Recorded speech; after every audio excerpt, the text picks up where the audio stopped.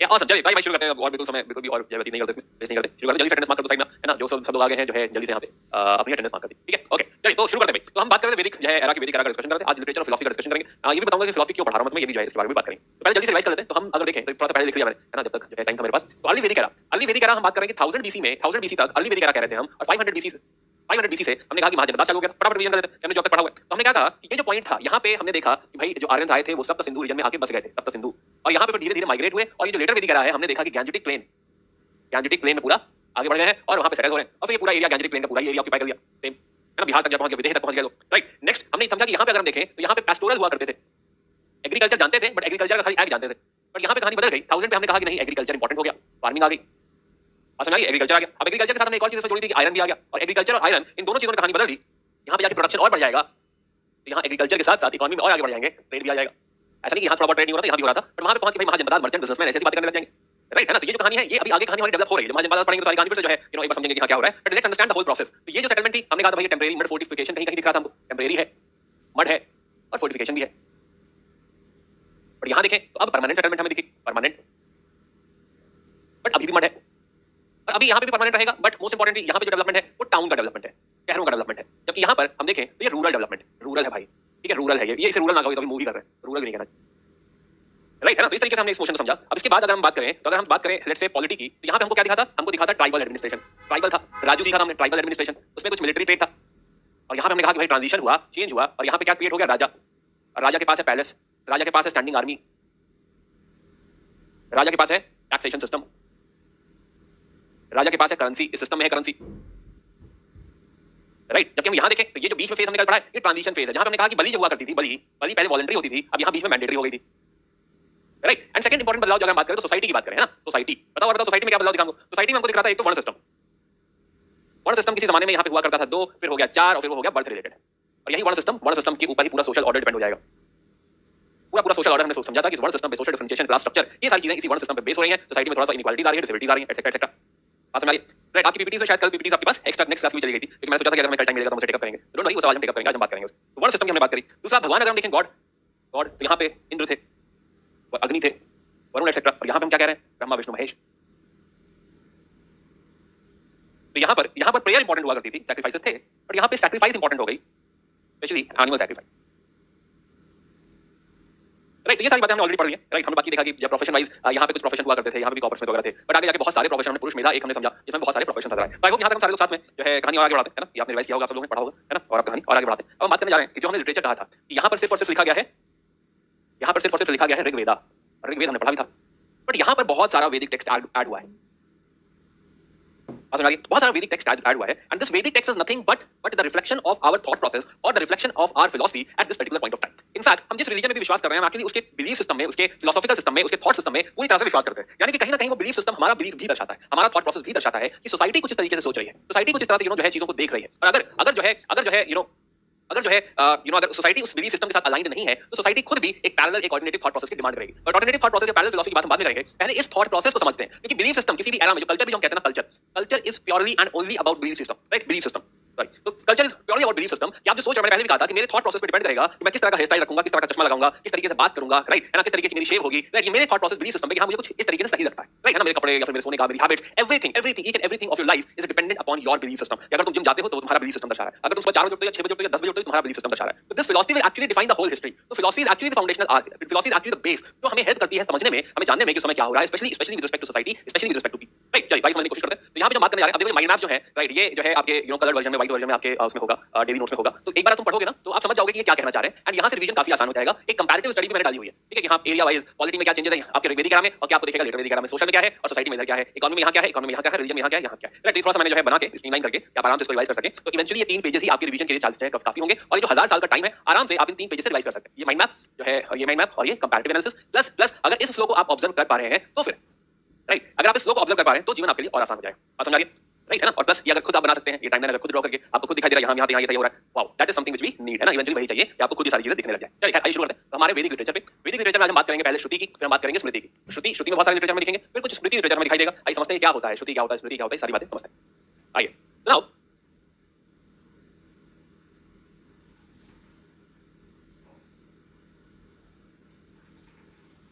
Again 1000 BC, ये ये हमारी लाइन दिखा रही है हमारा 1000 साल स्टार्टिंग फ्रॉम 1500 टू 500। ये हमारा 1 साल दिखा रही है, 1000 साल दिखा रही है। अब हमने कहा कि यहाँ पे लिखा गया था ऋग्वेद।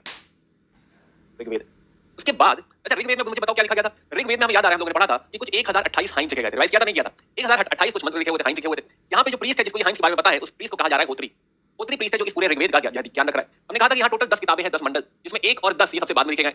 10वीं किताब में हमने कहा था कि पुरुष सूक्त लिखा हुआ है, पुरुष सूक्ता। तीसरे मंडल में हमने लिखा हुआ था कि तीसरे मंडल में गायत्री मंत्र लिखा हुआ है, राइट है ना। विश्वामित्र, हमने कहा फैमिली बुक्स है ये। और बाकी जो पूरी कहानी हमने गढ़ी है वो ऑटोमेटिकली इस पूरे ऋग्वेद की है। तो ये जो 500 साल की कहानी जो हम लोगों ने ड्राइव करी है विद रिस्पेक्ट टू कौन-कौन से गॉड्स है, राइट, इंद्र जो है, इंद्र, अग्नि, वरुण, मित्र, ये सारी हमने बातें करी थी। सारी कहानी यहीं से निकली हुई है, जो है ऋग्वेद से निकली। अभी हम रिलीजियस पर्सपेक्टिव में बात कर रहे हैं, अभी हम इकोनॉमी और पॉलिटी के पर्सपेक्टिव से बात नहीं कर रहे हैं, ठीक है। हम सिर्फ और सिर्फ जो है धर्म के पर्सपेक्टिव से, इस बुक के पर्सपेक्टिव से डिस्कशन कर रहे हैं। ध्यान रखना, आज हमारा जो चोला जो हमने पहना हुआ है या जो हम जो फोकस हमारा है वो रिलीजन पे है, फिलॉसफी पे है, ध्यान रखिएगा। ऋग्वेद, अब यहाँ पे देखो क्या है कि हम पेस्टोरल हुआ करते थे, तो हमारे पास शायद समय भी ज्यादा नहीं था, हमने ऋग्वेद लिखा। लेकिन जब प्रोडक्शन बढ़ा होगा तो अब क्या है, काफी लोग फ्री हो गए होंगे, तो काफी प्रोडक्ट्स क्रिएट होंगे, तो काफी बुक्स भी आएंगी। तो वेद में पहले तो एडिशन हुआ और 3 वेद और ऐड हो गए।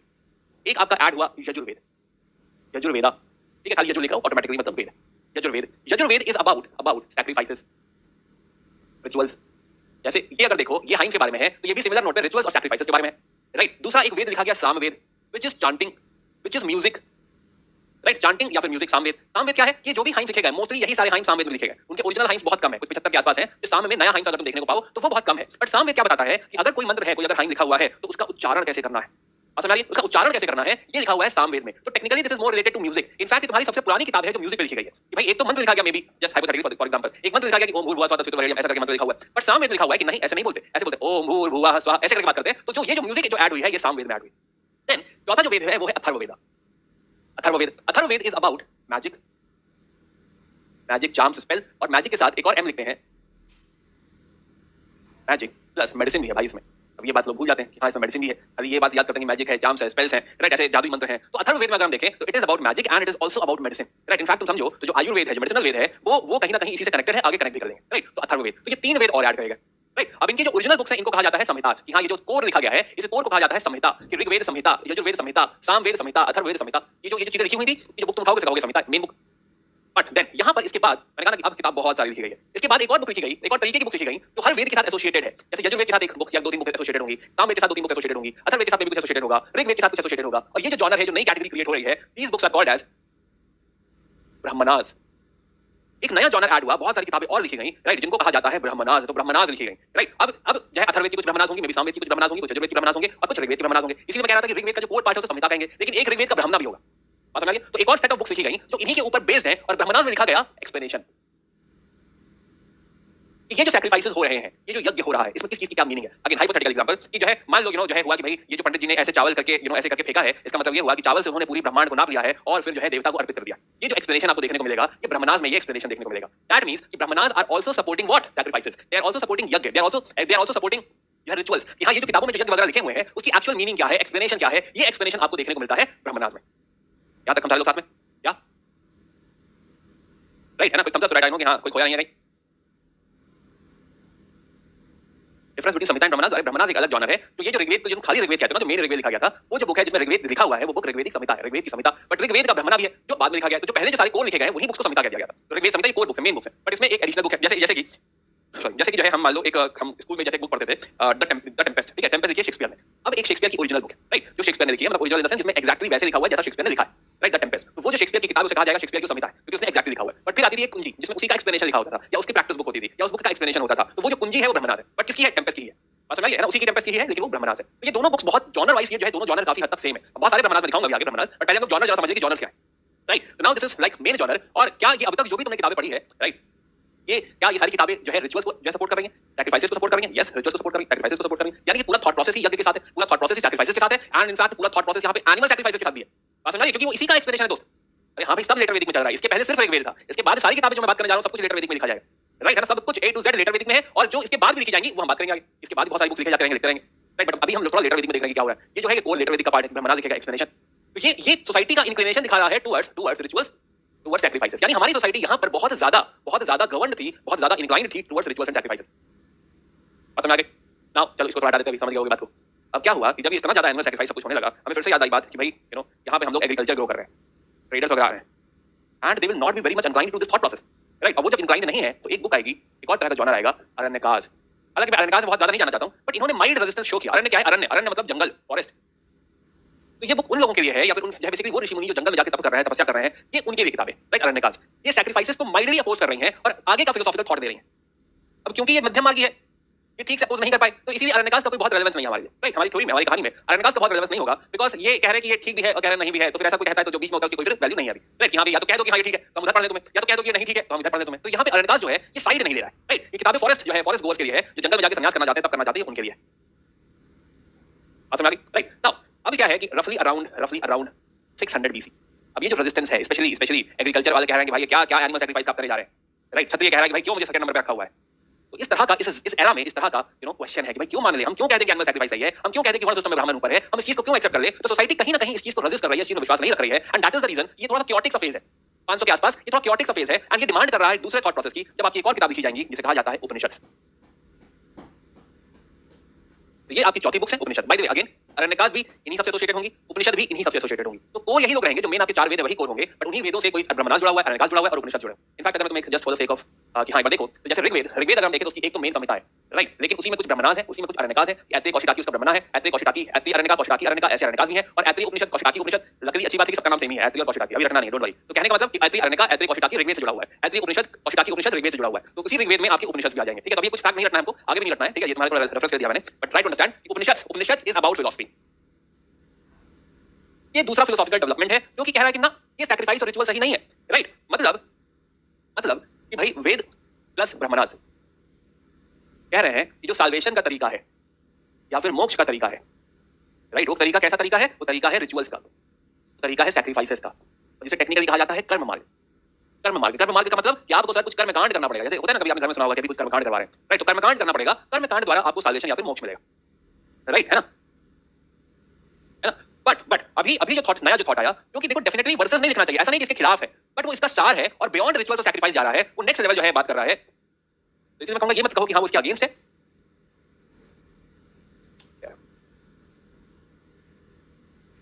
इसके अगेंस्ट है, बट इससे इसी से डिराइव होकर आ रहे हैं आपके उपनिषद। अब उपनिषद क्या कह रहे हैं, जो समझो इस बात को, ये भी वहीं पहुंचना चाहते हैं, मोक्ष की ही बात कर रहे हैं, बट ये कह रहे हैं कि सर ऐसा होता है कि कर्मकांड नहीं, एक और तरीका है ज्ञान का, ज्ञान मार्ग। अगर हम अपने ज्ञान चक्षु खोल लें, राइट, तो भी हम मोक्ष तक पा सकते हैं। यहाँ पे तुम समझो तो रिचुअल सैक्रिफाइसेस बहुत सारे भगवान की बात हो रही है, बट यहाँ पर बात हो रही है ब्रह्म की, यहाँ पर बात हो रही है आत्मा की, राइट। ब्रह्म और आत्मा का डिस्कशन हो रहा है यहाँ पे, राइट। जो कि क्या बताना चाहता है कि भाई जो हम बने हुए हैं, जो संसार बना हुआ है, संसार इस शक्ति से बना हुआ है जो कि ब्रह्म है। ये पूरा यूनिवर्स जो क्रिएशन हुआ है वो ब्रह्म द्वारा क्रिएट हुआ है, और हम जो है, जो आत्मा है, जो हमारी आत्मा है, वो उसी ब्रह्म से निकली हुई है। तो जो तुम सुनते हो अहम ब्रह्मास्मि, राइट, ऐसा करके जो तुम सुनते हो अहम ब्रह्मास्मि, इसका मतलब ये होता है कि मेरी जो आत्मा है वो ब्रह्मा का ही पार्ट है। तो यानी कि ब्रह्मा और मैं जब अलग नहीं है तो मैं ही ब्रह्मा हूँ। इसका मतलब ये नहीं मैं भगवान हूँ, नहीं, इसका मतलब एरोगेंस नहीं है इस स्टेटमेंट में कि अहम ब्रह्मास्मि। इसका मतलब ये समझो कि मैं ही ब्रह्मा का पार्ट हूँ। तो मेरी जो आत्मा है, राइट, मेरी जो आत्मा है वो आत्मा वही है जो ब्रह्म है, ब्रह्म से ही मैं बना हुआ हूँ। तो मैं और ब्रह्म कुछ अलग नहीं, ये प्रेम है, ये जो है प्रेम मत कहो ना, कंफ्यूज हो जाओगे। ये बेसिकली अंडरस्टैंडिंग है, ये ज्ञान है कि हम कुछ अलग नहीं है, और हम अगर इस आत्मा को समझ लें तो हम ब्रह्म को समझ सकते हैं, या फिर बेसिकली हमें ज्ञान द्वारा ध्यान लगा के ब्रह्म को समझना है, अपनी आत्मा और ब्रह्म के रिलेशन को समझना है, और हमको मोक्ष मिल जाएगा। अब ये एक ऑल्टरनेट रास्ता दिया है, बट हाँ उसी से रिलेटेड बुक्स है, ठीक है, वहीं से जो है आगे कहानी बढ़ रही है। अब ये तुम समझो, यहाँ पे और किसी गॉड की बात नहीं हो रही है, यहाँ पे ब्रह्मा विष्णु महेश की बात नहीं हो रही है, यहाँ पे इंद्र जो है अग्नि की बात नहीं हो रही है, यहाँ पे ब्रह्म की बात हो रही है, सिर्फ एक शक्ति की बात हो रही है। जैसे कि आप इस्लाम में देखते हैं कि सिर्फ एक शक्ति अल्लाह की बात होती है, वो इस्लाम क्या है, मोनोथिस्टिक है। तो वैसे ही ये भी जो थॉट प्रोसेस है, ये मोनोथिज्म दर्शाता है, मोनोथिस्टिक है कि वो एक शक्ति जिसने दुनिया बनाई है, हम उसकी बात कर रहे हैं और उससे अपने रिलेशन को समझने की कोशिश कर रहे हैं। इसमें क्या कोई रिचुअल है? नहीं। इसमें क्या कोई सैक्रिफाइस है? नहीं। इसमें कोई ऐसा रिचुअल सैक्रिफाइस ऐसा कुछ भी नहीं है। इसमें कंसंट्रेशन है, इसमें ज्ञान है, इसमें चीजों को समझना है। तो ये जो 4 किताबें लिखी जा रही हैं, है ना, अब इसमें चौथी भी लिखने, चौथी के बीच में रह गई, राइट, कौन सी अरण्यकाज, ये थोड़ा इधर है थोड़ा उधर है, इसलिए अरण्यकाज का कोई बहुत मतलब नहीं है। तो उपनिषद मतलब आओ यहाँ बैठो, तो गुरुदेव बुला रहे, गुरुदेव आओ बैठो, बताते हैं। कभी बड़े भैया जो है बाबा के पास जाओ बैठो, बताते हैं। तो ये कुछ वैसा है कि उपनिषद की तुम बैठो, मैं बताते सच्चाई, राइट। तो ये सच्चाई समझाई गई है कि ज्ञान मार्ग द्वारा मोक्ष पाया जा सकता है अगर आप ब्रह्म और आत्मा को समझ लें। और यही जो 4 जॉनर है, इसी लिटरेचर को कहा गया है श्रुति लिटरेचर। जो श्रुति लिटरेचर है ना, ये कहा जाता है कि रिवील किया गया है। हमने सुना है भगवान ब्रह्म स्वयं जो है ऋषि मुनि को उन्होंने बताया, उनको रिवील किया और इन्होंने सीख लिया। तो ये किसी इंसान ने, किसी पर्सन ने नहीं लिखा हुआ है, माना जाता है ये रिवील है, और इसलिए ये श्रुति लिटरेचर, राइट, ये अपौरुष है, राइट, श्रुति लिटरेचर है। आप सुनाइए, क्या ये कुछ भी लिखा गया, कुछ भी नहीं लिखा गया, ये सब कुछ ओरल ट्रेडिशन है, ये सब कुछ ओरल है, ये जनरेशन दर जनरेशन ट्रांसमिट हुआ है, इसमें कुछ भी नहीं लिखा गया है, राइट, है ना। कुछ भी उस समय स्क्रिप्ट नहीं थी, उस समय जो है सिर्फ और सिर्फ जो चीजें सोचो कितना जो है मुश्किल रहा होगा, इतना कुछ ज्ञान समेट के रटो, समझो, पहले समझो, क्रिएट करो, उसके बाद उसको ट्रांसमिट भी करो, definitely very very tough. This is Shruti, सुना है, श्रुति है ना, श्रुति हमने सुना है, भगवान ब्रह्मा ने कहा है, हमने सुन के बनाया है। तो ये जो लिटरेचर क्रिएट हुआ है, ये उपनिषद जो है, ये श्रुति लिटरेचर है, ये फर्स्ट फॉर्म है, right. Lucent is not at all a good book for history, है ना, बहुत दूर है लूसेंट, उसे 100x आपको पढ़ना है जो लूसेंट में लिखा हुआ है, ठीक है। चलिए ओके, है ना, इधर फोकस करो, आज पढ़ा रहा हूं, कहां लूसेंट पे लगे हुए, है ना, लूसेंट से बाहर आओ। ओके, क्या याद तक हम सारे साथ में कोई ऐसा है जो बिल्कुल समझ नहीं पा रहा कि क्या हुआ है? अभी देखो फैक्ट में जाएंगे, मैंने तुम्हें ओवरऑल फिलॉसफी पूरी समझा दी है, थोड़ा फैक्ट दिखाऊंगा, उसमें से 20-25% तुम अभी रिटेन कर लोगे, लेकिन हां डेफिनेटली जब तुम रिवाइज करोगे तो बाकी के फैक्ट असिमिलेट कर पाओगे। बट क्या ये थॉट प्रोसेस में समझ में आया जो है, क्या ये थॉट प्रोसेस में समझ में आया एवरीवन? हाँ, बाद में कंपाइल कर दिया गया था, जब स्क्रिप्ट टाइप की, तो हाँ, वो सब तो रिटन है, सब कुछ रिटन है, अलग-अलग जगह पे जो है रिटन होंगे, राइट, है ना? और जो है या रिटन फॉर्मेट में है हमारे, अराउंड 300 बीसी के आसपास जो है इसको कंपाइल कर दिया। ठीक है, चलो तो हमने फिलॉसफी समझी, कहानी आगे बढ़ाते हैं, फैक्ट्स देखते हैं कि हाँ, ये क्या हो रहा है। तो अभी हम श्रुति लिटरेचर की बात कर रहे हैं, उसके साथ अभी डिराइव्ड लिटरेचर भी देखेंगे, स्मृति की बात करेंगे। चलिए, तो वैदिक लिटरेचर में कहा कि हाँ, ब्रह्म भगवान स्वयं इन्होंने रिवील किया था, इसलिए अपौरुष कहा गया कि किसी पुरुष ने इनको नहीं लिखा गया है। प्लस ये जो वैदिक जो ज्ञान है, वो किसी पर्टिकुलर टाइम पे एक्सपायर नहीं होता है ना? कि हाँ, ये जो करंट अफेयर पढ़ा जा रहा है 2024 तक ही, उसके बाद काम नहीं आएगा, ऐसा नहीं है। ये नित्य है, नित्य, इटर्नल है, ये टाइमलेस है, इसमें कोई टाइम का बाउंडेशन नहीं है, दिस इज यूनिवर्सल। किसी भी समय में ये जो ज्ञान है, उतना ही एप्लीकेबल होगा। डिस्क्लेमर इज ऑन, मैं धर्म नहीं पढ़ा रहा हूं दोस्त, मैं तुम्हें सिर्फ और सिर्फ यूपीएससी की बात कर रहा हूं, राइट? हम क्यों ऐसी बातें कर रहे हैं? बिकॉज़ वी मस्ट अंडरस्टैंड कि बुद्धिज्म क्यों आया, ठीक है? कल जो रात वाली क्लास थी, उसमें मैं बैकग्राउंड में डिटेल में नहीं जा सकता था, ठीक है? बट तुम्हारे साथ मेरे पास ये मौका है ना? तुम्हारे साथ मेरे पास ये मौका है कि हाँ, मैं बैकग्राउंड भी बता सकता हूँ, 500 तक हम कैसे पहुंचे और पूरी फिलॉसफी हम लोग डिराइव कर सकते हैं। प्लस अगेन फिलॉसफी क्यों पढ़ा रहा हूं, ये भी बता दूं मैं। फिलॉसफी हम लोग इसलिए भी पढ़ रहे हैं बिकॉज़ एक बार थॉट प्रोसेस समझ लेंगे ना, तो तुम्हें आर्किटेक्चर समझ में आने लगेगा। बहुत समझ, आर्किटेक्चर फिलॉसफी पे डिपेंडेंट है, बहुत ज्यादा डिपेंडेंट है कि हम जो भी कुछ देखेंगे, स्पेशली बुद्धिज्म, हम जो कुछ भी देखेंगे, वो हमारे थॉट प्रोसेस से डिपेंड है, गवर्न होता है, राइट? कौन सी फिलॉसफी किस समय ग्रो कर रही है, वो डिफाइन करेगा कि उस समय का क्या लिटरेचर है। अभी थॉट प्रोसेस ये जो है, कोरिलेशन काफी लोग नहीं समझ पाते, बट मैं चाहूंगा कि तुम लोग समझो, तुम जानो इस बात को, तो तुम्हारे लिए क्या है कि सारी चीजें कनेक्टेड हो जाएंगी। तो जो एंशिएंट मिडिवल कल्चर का हम लोग यूनिट बनाना चाहते हैं, वो विदाउट इसको समझे, राइट, विदाउट इसको समझे जो है एकदम क्लियर नहीं होगा, क्रिस्प नहीं होगा। प्लस जो है इनकी छोटी चीजों से क्वेश्चंस निकलते हैं। अब तक आई थिंक 2 या 3 सवाल इस रूट से आ चुके हैं, बट डेफिनेटली जो है ये जो आपके मेन वाले सवाल आते हैं, उस फिलॉसफी का आते हैं और ये आएंगे और आएंगे। चलिए बढ़ते हैं, आगे बढ़ते हैं। तो ये जो सेंट है जिन्होंने लिखा है, उन्हें मंत्र दृष्टा भी कहते हैं कि भाई मंत्र दृष्टा है, भगवान ब्रह्मा ने उन्हें समझाया, उन्होंने समझा, मंत्र को समझे और उन्होंने लिखा। ठीक है, चलिए तो संहिता की बात करिए हमने कि हाँ, संहिता जो होती है ओरिजिनल होती है, जिसके अलावा ब्रह्मराज समझाया, अरण्यकाल और उपनिषद। आइए देखते हैं, ये सारा डिस्कशन हमने कर लिया है, उनकी हर किसी के साथ बुक जुड़ी हुई है, ये भी हमने डिस्कस कर लिया है। उपनिषद की हमने फिलॉसफी समझ ली है। अब थोड़ा सा देखते हैं, स्पेशली इस पे जाते हैं कि जो है जैसे उपनिषद में जिक्र है, एक तो ज्ञान मार्ग समझाया मैंने आपको, उपनिषद में जिक्र है स्वर्ग का, नरक का, आत्मा के ट्रांसमाइग्रेशन का, कि बार-बार जन्म होता है, बार-बार मरण होता है, और मोक्ष का। उसमें मोनोथिज्म की बात है जो हम लोगों ने बात करी, डिस्कस किया हमने। अब ये छोटा सा डायग्राम थोड़ा समझाता हूं तुम्हें कि क्या है। अब उपनिषदिक थॉट तुम देखोगे, तो उपनिषदिक थॉट को अगर हम एकदम ब्रेक डाउन कर दें, है ना, बिल्कुल छोटे-छोटे पार्ट्स में तोड़ लें, तो क्या होगा कि हम देखेंगे कि एक होती है दुनिया, यूनिवर्स में एक तो मैटर है और दूसरा सोल है। अगर हम अपनी बॉडी को देखें तो एक तो ये मैटर है, राइट, और हमारी आत्मा, तो एक तो मैटर है और दूसरा सोल है। मैटर को क्या कहा गया है? मैटर को कहा गया है प्रकृति, नेचर, प्रकृति इज मैटर। ये जो सब्सटेंस हमको दिख रहा है या जो हमारे अंदर ये बॉडी है, दिस इज मैटर। और जो हमारे अंदर शक्ति है, दैट इज सोल। सोल को क्या कहा गया? पुरुष, राइट? तो universe is made up of पुरुष एंड प्रकृति। तो एक जो पूरी दुनिया को उठा के तुम देख लो, तो दुनिया में तुम्हें दो चीजें नजर आएंगी, एक तो तुम्हें नजर आएगा प्योर मैटर, जिसे तुम ऐसे पकड़ सकते हो, और एक तुम्हें नजर आएगा आत्मा, सोल। अब तुम कहोगे सर ये जो आपने पकड़ा हुआ है ये क्या है? मैटर है, सोल है। अब इसको भी देखने का तरीका है। अगर मैं अपने आप को देख रहा हूं तो ये बड़ी आसानी से दिख रहा है। इसको अगर मैं देखूं तो इसके अंदर एटम्स है, राइट? एटम्स को पकड़ने वाला फोर्स है, तो जो एटम या प्रोटॉन, न्यूट्रॉन सब कुछ है वो मैटर है, अगर आप साइंस स्टूडेंट हैं, राइट? और जो फोर्स है, बाइंडिंग फोर्स, न्यूक्लियर फोर्स, जो भी फोर्सेस को पकड़े हुए हैं, वो क्या है? उसका सोल है या पुरुष है। इस तरीके से भी देख सकते हो। तो जरूरी नहीं कि लिविंग नॉन लिविंग पे एप्लीकेबल हो, हर तरीके से इसको देखा जा सकता है। बट हम जो बात करेंगे, हम लिविंग कॉन्टेक्स्ट में बात करेंगे, क्योंकि हम लोग फिलॉसफी में महारत हमें हासिल नहीं करनी है, सिर्फ हमें जीएस पूरा समझना है, और इस वजह से हम फिलॉसफी में जा रहे हैं। तो हम सिर्फ अपने कॉन्टेक्स्ट में देखेंगे। तो मैटर क्या है? मैटर जिसे हम छू सकते हैं, मैटर और हमारी आत्मा। मैटर को एक वर्ड यूज होता है प्रकृति, सोल के लिए एक वर्ड यूज होता है पुरुष। तो technically universe is made up of two things, एक है पुरुष और एक है प्रकृति। प्रकृति को ही आप इंग्लिश में प्रकृति ही मैटर है, प्रकृति ही नेचर है, जो भी आप कहना चाहो, और पुरुष जो है वो बेसिकली सोल है या फिर फोर्स है, पुरुष। तो ये बन गई यूनिवर्स, ये बन गई आपकी दुनिया। अब जिसने ये दुनिया बनाई वो है ब्रह्मा, राइट? ब्रह्म ने ये दुनिया बनाई। अब यहां से बहुत सारे फिलोसॉफिकल थॉट्स निकलते हैं, बस मैं तुम्हें बता रहा हूं कि सोचना कैसे, राइट? फिलॉसफी ये वाली हम नहीं पढ़ रहे। ब्रह्म ही दुनिया है, दोनों एक ही हैं, राइट? तो अगर ये दोनों एक ही हैं तो इसी को कहा जाएगा अद्वैत। अब एक बात मैं टेक्निकली दिखा रहा हूं, ठीक है, परेशान मत हो। ये जो ब्रह्म है यही दुनिया है, तो ब्रह्म अलग से कहां है? दुनिया ही तो है, यही चीज है, यानी यही ब्रह्म है। तो यानी जो दुनिया तुम देख रहे हो यही शक्ति है, यही ब्रह्म है, राइट? तो हम मान सकते हैं कि हाँ ये दोनों एक ही हैं, या फिर हम ऐसा कह सकते हैं कि ब्रह्म और जो आत्मा है, प्रकृति, जो पुरुष है, वो एक ही है। दूसरा हम कह सकते हैं ना दोस्त, ये दोनों अलग अलग है। ब्रह्म अलग है जिन्होंने दुनिया बनाई है, और जो दुनिया बनी हुई है वो अलग है। ऐसा कैसे हो सकता है कि जिसने बनाई है और जो बना हुआ है वो दोनों एक ही हो? तो अजीब सी बात हो गई, राइट, है ना? तो ये भी एक थॉट प्रोसेस है, तो कहता है कि हाँ दोनों अलग अलग है, ब्रह्म, राइट? एक और थॉट प्रोसेस है जो कि कहता है कि हाँ ये कुछ है नहीं, जो भी है यही है।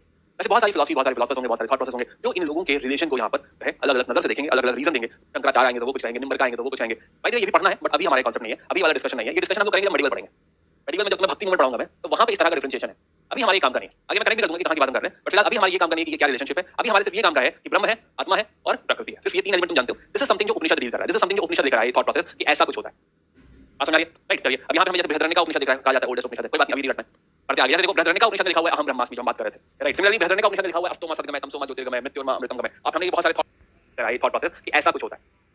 आप समझ रहे हैं, राइट? चलिए अब यहाँ पे हमें जैसे बृहदारण्यक का उपनिषद कहा जाता है, ओल्डेस्ट उपनिषद है, कोई बात नहीं, अभी नहीं रटना है। पढ़ते आगे, जैसे देखो बृहदारण्यक का उपनिषद लिखा हुआ है अहम ब्रह्मास्मि, जो हम बात कर रहे थे, राइट? सिमिलरली बृहदारण्यक का उपनिषद लिखा हुआ है अष्टोमा सद्गमय तमसोमा ज्योतिर्गमय मृत्योर्मा अमृतंगमय। आप हमने बहुत सारे थॉट्स स्कूल में पढ़े थे, किताबों के आगे पीछे लिखा हुआ था। एक कैंडल आती थी, कैंडल के रैपर पे लिखा हुआ था, है ना, कि हाँ जो है जो झूठ है उससे सच की तरफ जाना है, जो डार्कनेस है उससे लाइट की तरफ जाना है, जो डेथ है उससे मॉर्टैलिटी की तरफ जाना है। मैं ही ब्रह्मा हूं, the divine, I am Brahma. Then ये तैत्तिरीय उपनिषद लिखा हुआ है मातृदेव भव पितृदेव भव, मदर जो है वो भगवान है, पिता जो है वो भगवान है, गुरु जो है वो भगवान है, जो गेस्ट है वो भगवान है। तो समझो इस तरह की फिलॉसफी जो है सेटअप कर रहे हो, सामने भगवान देख रहे हो, भगवान पेरेंट्स भगवान देख रहे हो, टीचर भगवान देख रहे हो, राइट? गेस्ट भगवान देख रहे हो, ये क्या है? तैत्तिरीय उपनिषद, राइट? तैत्तिरीय उपनिषद अभी मैंने आगे कनेक्ट कर दिया, डोंट वरी, अभी हम कल दिखा रहा हूं।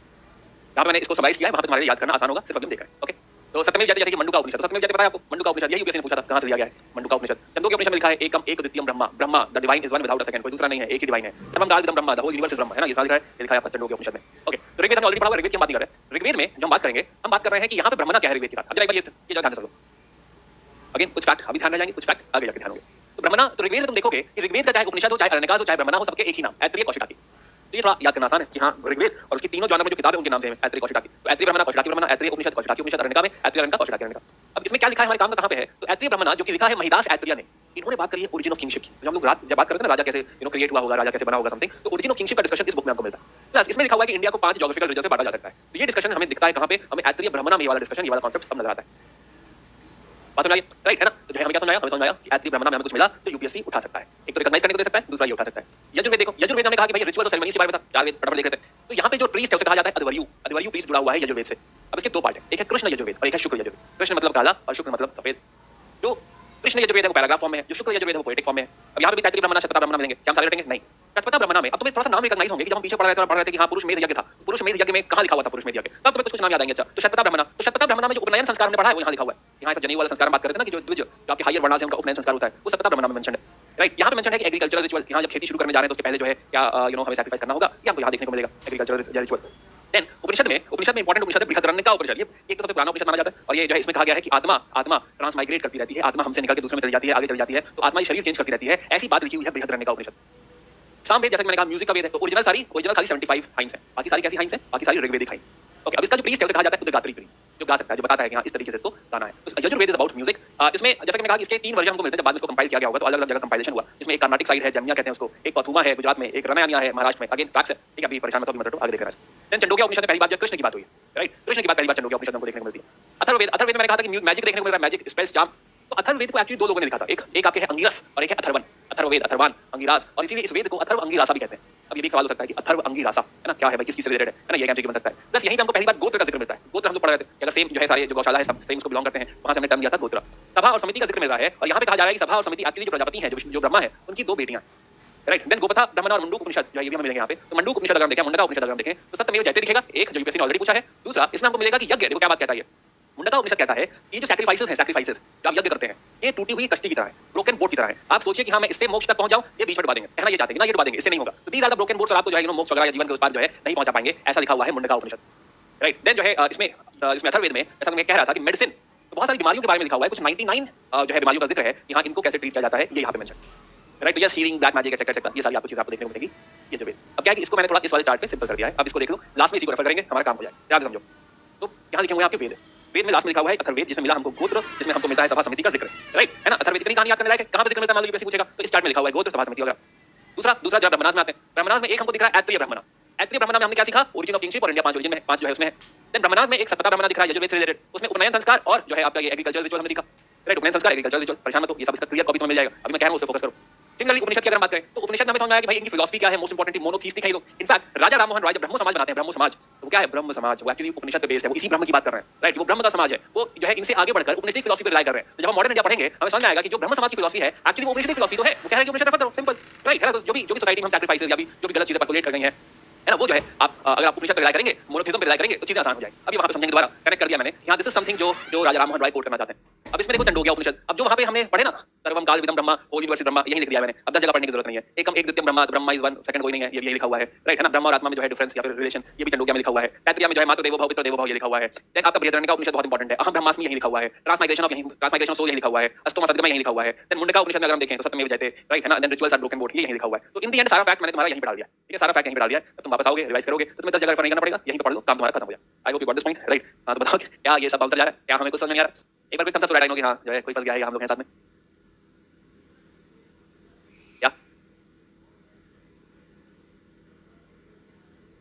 देखो जो है, अच्छा मैंने ये जो उठाया है ना, ये कंटेंट मैं यहाँ पे टेकअप कर रहा हूँ, दिस ऑल कंटेंट इज जो है फ्रॉम यूपीएससी बुक्स। ऐसा कुछ नहीं है कि हाँ मैं ग्रेजुएशन की बुक रेफर करके जो है मुझे कोई चीज क्लियर करनी होती है तो हाँ वो भी मैं रेफर करता हूँ कभी-कभी। राइट, यहाँ कोई कॉन्सेप्ट मुझे नेक्स्ट लेवल समझना है, नॉट कि तुम्हें समझाना है, तो फिर मैं वो रेफर जरूर करता हूँ। But otherwise content wise I don't take content anything from जो है आपकी ग्रेजुएशन बुक्स में। तो आप समझो कि हम ये जो भी बातें कर रहे हैं ये आपकी किताबों से, राइट है ना। तो थोड़ा सा आई अंडरस्टैंड की फिलॉसफी है और आपने इस लेवल से कभी सोचा नहीं, ठीक है, आपने ये वाली बातें, क्योंकि ये बातें अभी क्या मम्मी पापा के आपने छोड़ी हुई हैं, मम्मी बहुत धार्मिक है, वो सब थोड़ा बहुत सुनती हैं, बट जो है बट आप अभी इस डायरेक्शन में, इस डायमेंशन में अभी नहीं सोच पाते। राइट, व्हिच इज लाइक आप यूपीएससी में आ गए हो, यूपीएससी में फिलोसॉफिकल ऐसे पूछ रहा है, तुम तीन चार जो है में देखोगे 3-4 साल से, तो यू रियलाइज कि फिलोसॉफिकल ऐसे है ना, ये रूल हो रहा है, तो फिलोसॉफिकल ऐसे जो है बहुत ज्यादा पूछे जा रहे हैं। तो now so it is important कि we should be able to understand this part. Again ये पार्ट समझे बिना जो लोग सीधे भक्ति मूवमेंट और सूफी मूवमेंट कूदने जाते हैं उनको लगता है कि हम रटने बैठे हुए हैं, ये क्यों हो रहा है, ये आया ही कहां से, तो कभी वो कॉन्सेप्ट क्लियर ही नहीं होता है ना, समझ ही नहीं आता कि करना क्या था इसमें, है ना, क्यों इन्होंने शंकराचार्य एकदम से प्रकट हुए अब रट डालो अद्वैत, राइट, द्वैत अद्वैत एकदम से रटे पड़े हुए, तो कभी सेंस नहीं बनेगा अगर हमें एक्चुअली ये बेस नहीं पता होगा। समझ आइए। एंड भक्ति and Sufi is also very very important concept. Philosophy जैसे मैंने कहा कि फिलॉसफी लोग समझते नहीं है, बट हाँ वो बिल्कुल फाउंडेशन है, बेस है, हर चीज का बेस है वो, तो आर्किटेक्चर वगैरह सब कुछ यहां से निकलता है। आई होप जो है आप थोड़ा सा भी टाइम लो, ठीक है, जब जो है अभी आज रिवाइज करना क्लास के बाद, एंड आई एम श्योर कि आप बहुत आसान है, मुझे पूरा भरोसा है कि आप लोग हैंडल कर लेंगे, समझ लेंगे।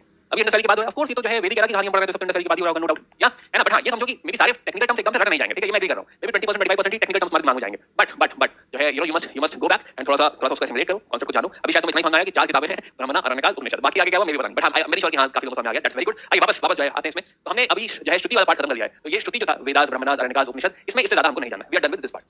नाउ कहानी में आगे बढ़ते हैं, कहानी में बढ़ते हैं स्मृति लिटरेचर की तरफ। तो इस लिटरेचर से ये जो तुमने अब तक पढ़ा, इससे बहुत सारा डिराइव्ड लिटरेचर क्रिएट हुआ,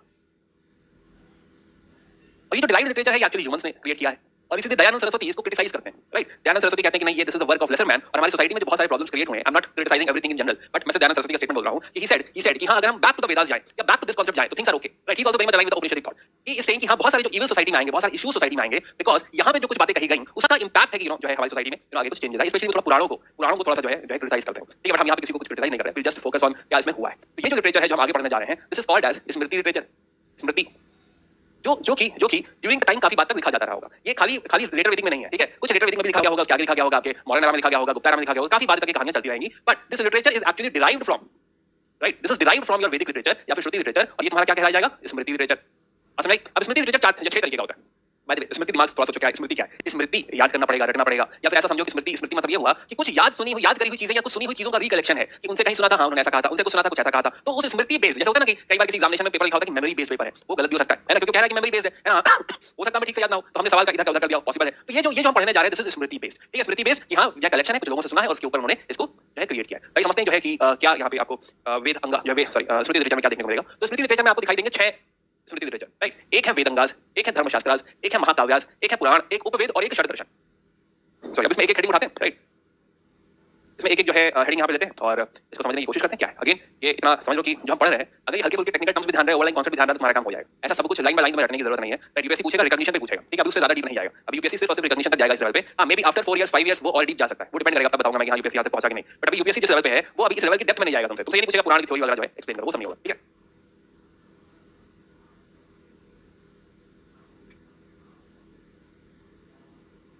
की क्लास के नोट्स नहीं आए, आ जाएंगे, don't worry, let me check after the class की क्या इशू है ना, ओके चलिए। तो नाउ तो बात करते हैं जो है वेदंगास वगैरह की बात करते हैं। तो वेदंगास क्या है, बहुत ही सिंपल कांसेप्ट है, पहली बार पढ़ रहे हो, इसे थोड़ा सा रजिस्टर ध्यान से सुनो। ओके, तो वेदंगास मतलब वेद के अंगास, पहला टॉपिक ले रहे हैं वेदंगास। तो वेदंगास मतलब वेद के अंगास। वेदंगास का मतलब ये हुआ कि जैसे मान लो तुम्हारी कोई बुक है और उसके पीछे होते हैं अपेंडिसेस, हां ये पढ़ोगे तो ये समझ और अच्छे से आएगा, ये पढ़ोगे तो ये अच्छे से और जान जाओगे। तो वेदंगास में देखोगे तो जो है वेदंगा भी आपको दिखेंगे कि कुछ 6 तरीके के वेदों के अंग हैं। एक है निरुक्त वेदंगा, बस एक बार इसको समझ जाओगे। Nirukta Vedanga talks about etymology, that is कि शब्द बना ही कैसे। अब वेदों में जैसे लिखा हुआ है पुरुष मेधा, तो ये समझाएगा कि ये पुरुष मेधा शब्द कैसे आता है, मेधा क्या होता है। तो ये जब तुम पढ़ोगे तो तुम्हें वोकैबुलरी समझ आ जाएगी, it is more like a dictionary. तो ये वेदों की डिक्शनरी है। अब ये बुक ऐसी बुक्स कौन सी लिखी गई है, जैसे यस्का की एक बुक है निरुक्ता, नाम ही निरुक्ता है, तो निरुक्त वेदंगा, तो ऐसा वेदंगा जो वेदों की वर्ड बताता हो। फिर एक है व्याकरण वेदंगा जो कि ग्रामर बताता हो। एक है फोनेटिक्स बताता है कि हां इसको उच्चारण कैसे करते हैं, है ना, कि हां अगर ये भूर भुआ है तो भूर भुआ है, भूर भुआ है ना, तो ये कैसे बोलेंगे, यहां पे लिखा हुआ है, दिस इज शिक्षा वेदंगा। सिमिलरली देयर इज छंद वेदंगा, कि कितनी लेंथ में जो है पोयम बनती है, यहां लिखा हुआ है छंद वेदंगा, right, metres. Then Jyotish Vedanga, this talks about astronomy, तो इसके आगे देखो बुक भी दिख रही है। अब इसमें एक बुक जो मैं चाहता हूं कि तुम रटे रहो, बाकी सब भूल जाओ कोई बात नहीं। पन्ननी ने लिखी है शिक्षा और एक पन्ननी ने लिखी है Ashtadhyayi. Ashtadhyayi is about grammar, तो इसलिए इंपॉर्टेंट है। तो एक बुक जो मैं चाहता हूं कम से कम अष्टध्यायी ध्यान रखो, शिक्षा ध्यान रह जाए तो ठीक है, ना ध्यान रह जाए तो ठीक है। कल तो Vedanga this is about ritual portion, कि how and when a particular sacrifice should be conducted, कब होती है सैक्रिफाइस। तो ये तुम कहोगे सर यहां क्यों लिख दिया, क्योंकि यहां पे ना सुलवा सूत्र और श्रोता सूत्र की बात करी गई। इसका मतलब क्या होता है, इसका मतलब ये होता है कि जो सुलवा और श्रोता है, सुलवा और श्रोता, ये जो सूत्र की हम बात कर रहे हैं, ये एक्चुअली बताता है कि यज्ञ वगैरह कैसा बनेगा। यज्ञ जो होता है ना, इसका डिजाइन कैसा होता है, ऐसा करके ये जो यज्ञ की डायमेंशन और डिजाइन बता रहा है, एक्चुअली आगे जाके यहीं से हम लोगों की ज्योमेट्री बनेगी। This is also base for architecture. तो एक्चुअली हमारा जो आर्किटेक्चर ज्योमेट्री शुरू हुआ वो कहां से शुरू हुआ, कि हम यज्ञ का डिजाइन कैसे बनाए, उसमें लगा कि 3D प्रिंट हो जाए, 3D आर्ट बनानी पड़ेगी, इंजीनियरिंग ड्राइंग करनी पड़ेगी, इसको बना के दिखाना पड़ेगा कि इतना लेंथ इतना इतना इतना इतना, तब जो है आपकी आर्किटेक्चरल बुक्स आने लगे, राइट। तो इसलिए जो है कल्प वेदंगा जो है, एक जो वेदंगा है, again this is just starting, just basic, right. तो निरुक्त वेदंगा, व्याकरण वेदंगा, शिक्षा वेदंगा, छंद वेदंगा, ज्योतिष वेदंगा, कल्प वेदंगा, है ना, मुझे भी नहीं रटा हुआ, ऐसा कुछ नहीं कि हां ये एकदम रट के बैठा हूं मैं, ठीक है। तो तुम भी मत सोचो कि हां तुम्हें भी जो रटना है, ऐसा कुछ इंपॉर्टेंट नहीं है। रिकॉग्नाइज करे रहो, कहीं लिखा हो तो पहचान पाओ कि हां क्या लिखा हुआ है, इतना ही इंटेंशन है, ठीक है ना। वेरी ऑनेस्टली मैंने भी नहीं रटा है इसको, तो तुम भी ऐसा परेशान मत हो कि हां तुम्हें रटना है, राइट, तुम्हें नहीं रटना है, तुम रिकॉग्नाइज कर सको, बस इतना ही बहुत होगा। देन वेदंगा की बात करते हैं धर्मशास्त्रों की। नाउ धर्मशास्त्र जो है, धर्मशास्त्र वो किताबें हैं जो आगे जाके लिखी गई, और मैंने पहले भी कहा था, ये जो वैदिक सिस्टम, जो वर्ण सिस्टम बनाया गया है, इसी सिस्टम को सोशल ऑर्डर में कन्वर्ट कर दिया जाएगा। इसी सिस्टम में लिख दिया जाएगा कि किसकी किसकी क्या ड्यूटी है। इसी सिस्टम से डिराइव हो जाएगा जुडिशरी, आप समझाइए, इसी सिस्टम से भी डिराइव हो जाएगा राइट्स, प्रिविलेजेस, और ये जो बुक्स लिखी जाती हैं इनके ऊपर, यही बुक्स हैं एक्चुअली धर्मशास्त्र। राइट। अब इसमें जो सबसे फेमस जो धर्मशास्त्र है वो है मनुस्मृति। राइट, मनुस्मृति सबसे ज्यादा फेमस है। मनुस्मृति में सारी बातें जो हम बात कर रहे हैं, दुनिया क्यों बनी, सेरेमनी क्यों करते हैं, बात जो है होली बात क्या है, डुबकी क्यों मारते हैं, सेक्सुअल लाइफ कैसी होनी चाहिए, शादी कैसी होनी चाहिए, समथिंग, ये सारी बातें आपको मनुस्मृति में लिखी। अब मनुस्मृति लिखी गई होगी, अब उसके ऊपर तुम लोगों ने कमेंट्री करी होगी कि हाँ इससे अगर जुडिशरी डिराइव करे तो ऐसी किताब बनती है, इससे अगर ऐसे जो है पॉलिटी डिराइव करे तो ऐसा कुछ बनता है। तो all those commentaries will be there. तो उसमें आगे शुरू की कमेंट्री, मेघातिथि की कमेंट्री, गोविंदराज की कमेंट्री, कुल्लू भट्ट की कमेंट्री।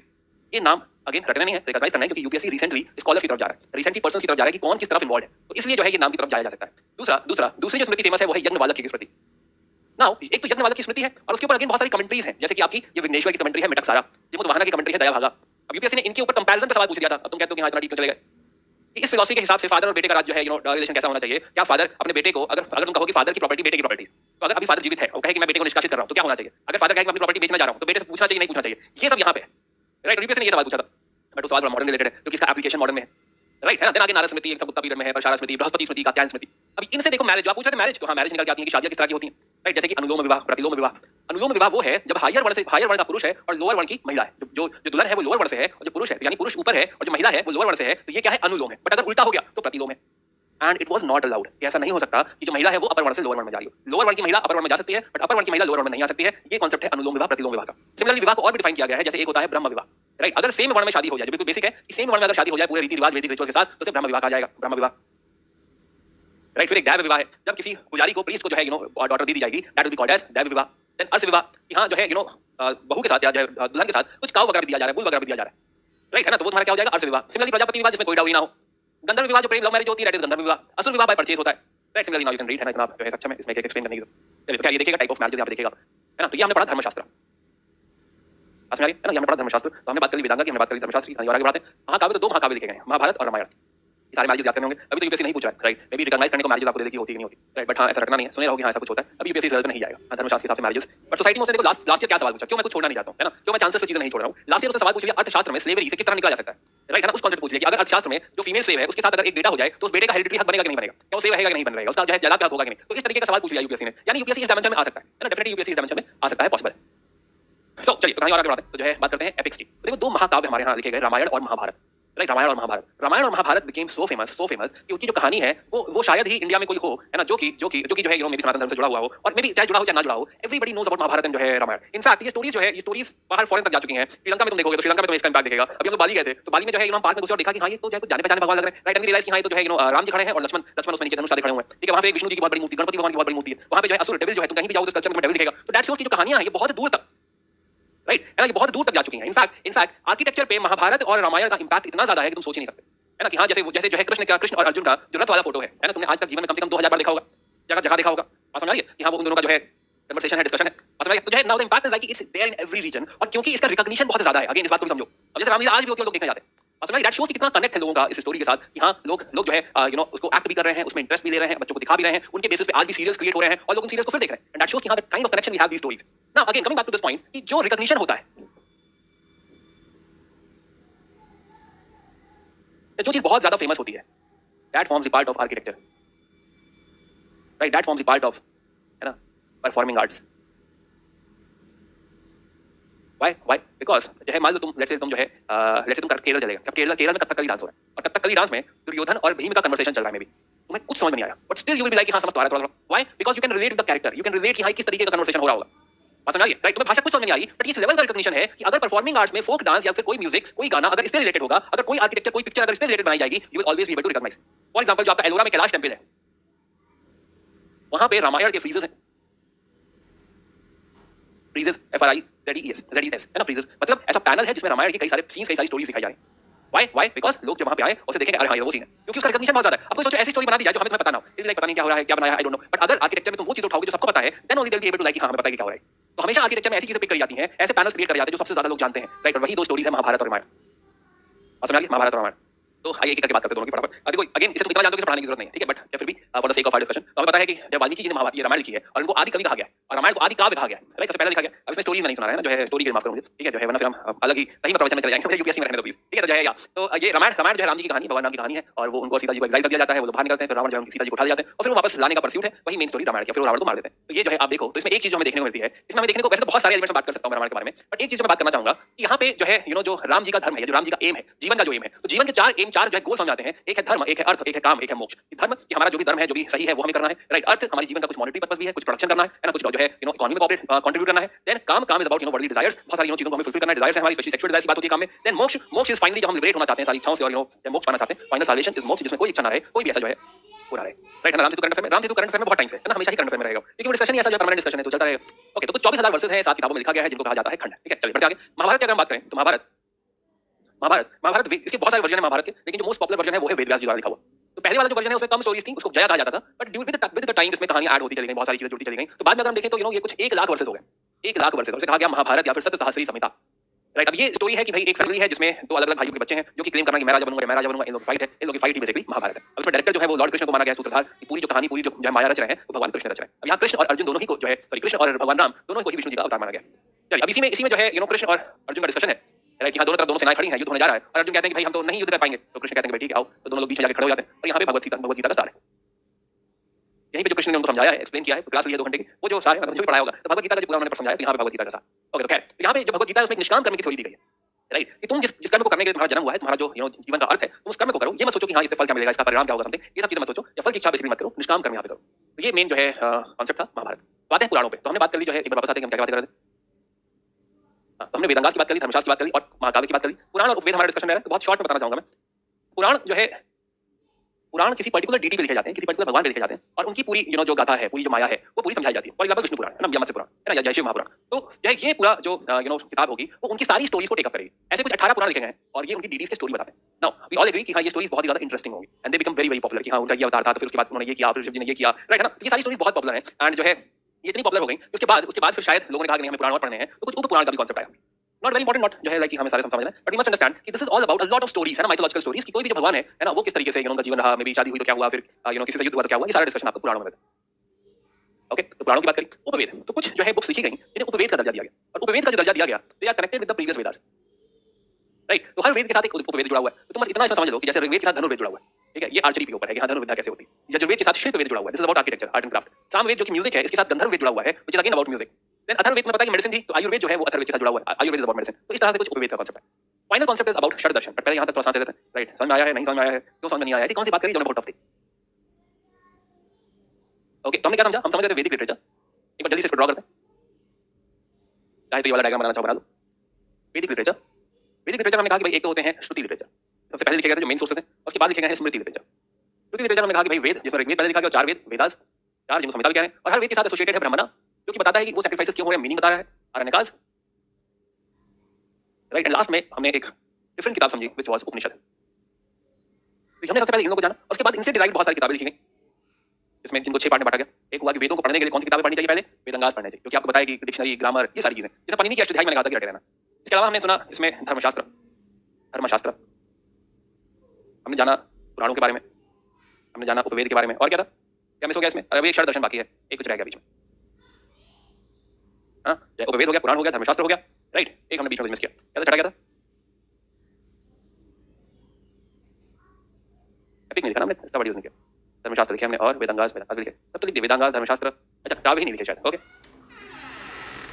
हाँ, तो काव्य नहीं लिखे, काव्य महाकाव्य। तो ये हमने सारी बुक्स पढ़ी, तो यही सारा वैदिक लिटरेचर है। यही अगर आप बुक समझे तो ये आपको ये भी बता रहे कि उस समय की फिलॉसफी क्या है, या फिलॉसफी रिलेटेड ड्राइव करेगा। क्वेश्चन भी देखेंगे, डोंट वरी, राइट, क्वेश्चन भी करेंगे, बट अभी जैसे इससे तो डायरेक्ट सवाल आ चुका है, रिकॉग्नाइज कर लो, रिकॉग्निशन पे सवाल आ चुका है, ठीक है, कुछ सवाल बीच में क्या भी आता है।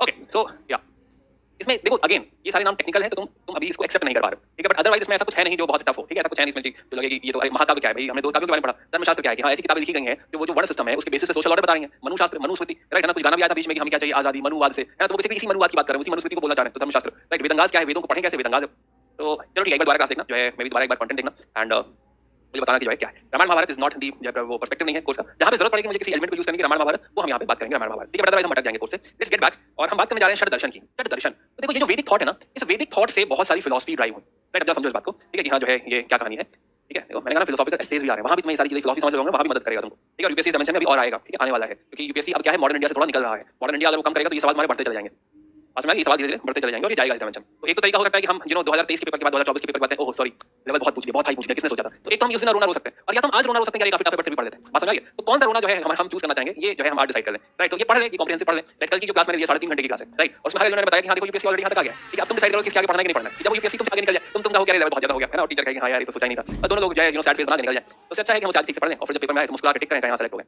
राइट, चलो खैर, तो षड दर्शन। तो नाउ अब समझो दर्शन क्या है। दर्शन based on जो है these philosophies, especially Upanishad and plus but mainly Upanishad, based on this philosophy हमने बहुत सारे जो है philosophies derive करी, जिसमें हम कहते हैं कि षड दर्शन ये वाली जो है 6 philosophies वो बेस है वेद के ऊपर, वैदिक, और इसीलिए इनको कहा जाता है these are orthodox है। क्यों? क्योंकि वेद के ऊपर जो है ये फिलॉसफी बेस्ड है। राइट, समझिए। तो ये जो फिलॉसफी देख रहे हो 6 नाम पहले तो अगेन ये भी भूल जाओ कि हां सर इतना क्या लिखा हुआ है। पहले ये नाम समझो। एक फिलॉसफी है सांख्य दर्शन, एक फिलॉसफी है योग। राइट, एक फिलॉसफी है नया दर्शन, एक नया कह लो या न्याय कह लो, एक है वैशेषिका, एक है मीमांसा और एक है वेदांता। तो ये 6 फिलॉसफीज जो है ये बेसिकली डिराइव हो रही हैं आपके वेदों से। या तो ये जो 6 फिलॉसफी है ये वेदों से डिराइव हो रही है और इन्हें कहा जाता है ऑर्थोडॉक्स। क्यों? क्योंकि भाई ये वेदों पे डिराइव करती हैं ऑर्थोडॉक्स सिस्टम। और इसके सामने हम देखेंगे कि और भी बहुत सारी फिलॉसफीज आ रही हैं। क्यों? क्योंकि हमने कहा था कि 500 बीसी में थोड़ा क्योटिक फेज है। ठीक है, देखो बीच में रीडिंग मटेरियल दिया है, मैं ऑलरेडी समझा चुका हूं सब, है ना, वो पढ़ लीजिएगा, एक बार रीडिंग कर लीजिएगा। Let's focus on the content. Now तो वी रियलाइज कि इसके सामने बहुत सारी अनऑर्थोडॉक्स फिलॉसफीज आई क्योंकि वेदों से वेदों पे रिलाई नहीं करती हैं। ऐसा कोई कनेक्शन वेदों पे हम डायरेक्टली यहां पे ड्रॉ नहीं कर सकते। इनको कहा जाता है अनऑर्थोडॉक्स फिलॉसफी या फिर नास्तिक फिलॉसफी। क्योंकि हमने समझा कि अराउंड 500 बीसी कोई क्योस फेज था, सोसाइटी को जरूरत पड़ रही है, सोसाइटी को जरूरत पड़। अच्छा, कल वाली क्लास YouTube पे थी, वो आपके लिए नहीं थी, आप देख लो तो बहुत अच्छी बात है, उसमें बुद्धिज्म पढ़ाया हुआ है, लेकिन जो है वो सब पढ़ाऊंगा मैं आपको, क्लास में वापस पढ़ाऊंगा। ठीक है, तो हां उसको उसके लिए परेशान मत हो, आपकी क्लास नहीं थी, आपके बैच का पार्ट नहीं थी। सुनो, तो 500 बीसी में क्या हो रहा है, लोग कह रहे हैं ना इसके अलावा कुछ पैरेलल फिलॉसफी बताओ। तो यहाँ पे कुछ 300 से ज्यादा 360 समथिंग फिलॉसफीज आई हैं, नास्तिक फिलॉसफीज, जिसमें जो हमें कुछ टेकअप करनी है जो यूपीएससी की फेवरेट है, बुद्धिज्म और जैनिज्म, जिसमें स्पेशली बुद्धिज्म बहुत इंपॉर्टेंट है। तो ये कुछ ऑल्टरनेट सिस्टम है। यहाँ पे अब तक जो वेदिक से बात करते हैं, सैक्रिफाइसेस बहुत इंपॉर्टेंट है, राइट, है ना, कर्म मार्ग बहुत इंपॉर्टेंट है, बट हमें समझ आया कि नहीं, थोड़ा ज्ञान पे ध्यान दिया जाए। तो हिंदुइज्म में या वैदिक फिलॉसफी में भी ज्ञान पे फोकस आ गया है, बट जब तक ये ज्ञान पे फोकस आएगा उसके साथ साथ बहुत लोग चैलेंज करने आ गए, बहुत सारे फिलोसफर्स आ गए हैं जो कि कह रहे हैं नहीं ज्ञान मार्ग, तो कर्म मार्ग से निकलकर ज्ञान मार्ग पे जाने की कहानी, बात समझ आई, ज्ञान मार्ग की कहानी है। तो पहले इस पे बाद में आएंगे कि क्या हो रहा है, बट पहले मैं थोड़ा सा एक और छोटी सी बात ऐड करना चाहूंगा। तो वापस आते हैं, एक पॉइंट खाली मैं डिस्कस करना चाहूंगा इसमें से कि मोक्ष को पाने के कई तरीके हो सकते हैं। अभी तक हमने 2 तरीके सीखे हैं। एक तरीका सीखा हमने कर्म मार्ग। कर्म मार्ग वाला जो तरीका था ये था आपका कहां पे लिखा हुआ, वेदों में और ब्रह्मणाज में, राइट। वही दूसरा तरीका हम जिसे फोकस करने जा रहे हैं वो कैसा तरीका है, वो है ज्ञान मार्ग। अभी हमारा अगला मुद्दा है और यही टोटल फिलॉसफी, टोटल नहीं कहना चाहिए लेकिन हाँ जो मेन फिलॉसफी जिसको हम पढ़ेंगे वो ये फिलॉसफी है। ज्ञान मार्ग एक्चुअली उपनिषद कह रहा है, प्लस षड दर्शन जो हम पढ़ने जा रहे हैं, षड दर्शन क्योंकि कहीं ना कहीं उपनिषद फिलॉसफी फ्लो होते हैं, प्लस जो हम हेटेरोडॉक्स फिलॉसफी पढ़ेंगे उसमें भी सारी नहीं, लेकिन हाँ जैसे बुद्धिज्म एंड ऑल, ये सारे ज्ञान की बात करते हैं कि भाई ज्ञान पे फोकस करो, ये रिचुअल कर्मकांड करके यज्ञ करके ये आपको मोक्ष तक नहीं ले जाएगा। इसके अलावा और भी तरीके हो सकते हैं, लेट मी जो है put that in front of you. एक तरीका जो तीसरा बड़ा प्यारा तरीका है वो है भक्ति का।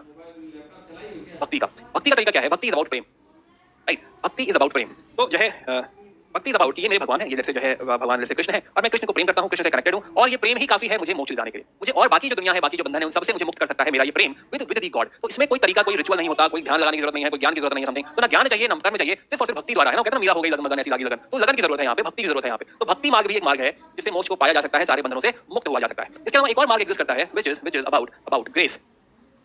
ग्रेस मार्ग कैसा है कि हमने भगवान से कहा कि भगवान हमें प्लीज मुक्ति दे दो, भगवान ने कहा रास्तु, राइट। तो बाय ग्रेस भी साल्वेशन मिल सकता है, ये भी हम थोड़ा बुद्धिज्म में आगे जाके देखेंगे, राइट। अगेन ये बातें पर्सनल नोट बना लीजिए, राइट। है पहले मैंने कहा कि हां डिस्क्लेमर ऑन, हम किसी फिलॉसफी के ना साथ ना खिलाफ है, राइट। आप जिस फिलॉसफी मानते हैं आप उसमें पूरी तरह से विश्वास रख सकते हैं, राइट। एंड प्लीज जो है इसको पर्सनली मत लीजिएगा, आपके रिलीजियस सेंटिमेंट अगर मैं हर्ट करूं तो आई एम वेरी सॉरी। तो क्या बात करें यहाँ पे जो है षड दर्शन की, आते हैं शुरू करते हैं, षड दर्शन शुरू करते हैं। तो 6 फिलॉसफी पहले इससे फोकस करते हैं, ये पढ़ लेते हैं और फिर जब ये पढ़ लेंगे तो ये थोड़ा आसान लगने लगेगा, फिर बुद्धिज्म और आसान लगने लगेगा क्योंकि ये इतना टफ है, ठीक है, आइए समझते हैं। सांख्य, योग, न्याय, वैशेषिका, पूर्व मीमांसा, वेदांता। अगेन ये फिलॉसफी अब तक यूपीएससी ने नहीं पूछी है और जो है मैं पढ़ा इसलिए सिर्फ कंप्लीशन के लिए पढ़ा रहा हूं। मैं भी एक्सपेक्ट नहीं कर रहा हूं कि यूपीएससी अभी इसे इतने डीप आएगा अगले 3 साल तक। यूपीएससी ने सवाल पूछा था सांख्य और मीमांसा को पहचानने के लिए पूछा था, बट उसके बियॉन्ड यूपीएससी जाएगा मैं खुद भी एक्सपेक्ट नहीं कर रहा हूं। But for the sake of completion कि हां जो है ये भी हमने देखा हुआ है, पढ़ा हुआ है, तो मैं डिस्कस करूंगा, पढ़ाऊंगा तुम्हें, राइट। छोड़ेंगे कुछ नहीं, हम मान लो आ गया बाद में आके सॉरी कहने से अच्छा आज थोड़ी सी मेहनत कर लेते हैं, ठीक है। चलो तो आइए बात करते हैं। तो सांख्य फिलॉसफी, योग फिलॉसफी, न्याय फिलॉसफी, वैशेषिका, मीमांसा, वेदांता। थोड़ी देर के पहले नाम जो है लिख लो कहीं, है ना, ताकि मैं कम से कम नाम अपना लगने लगे। क्या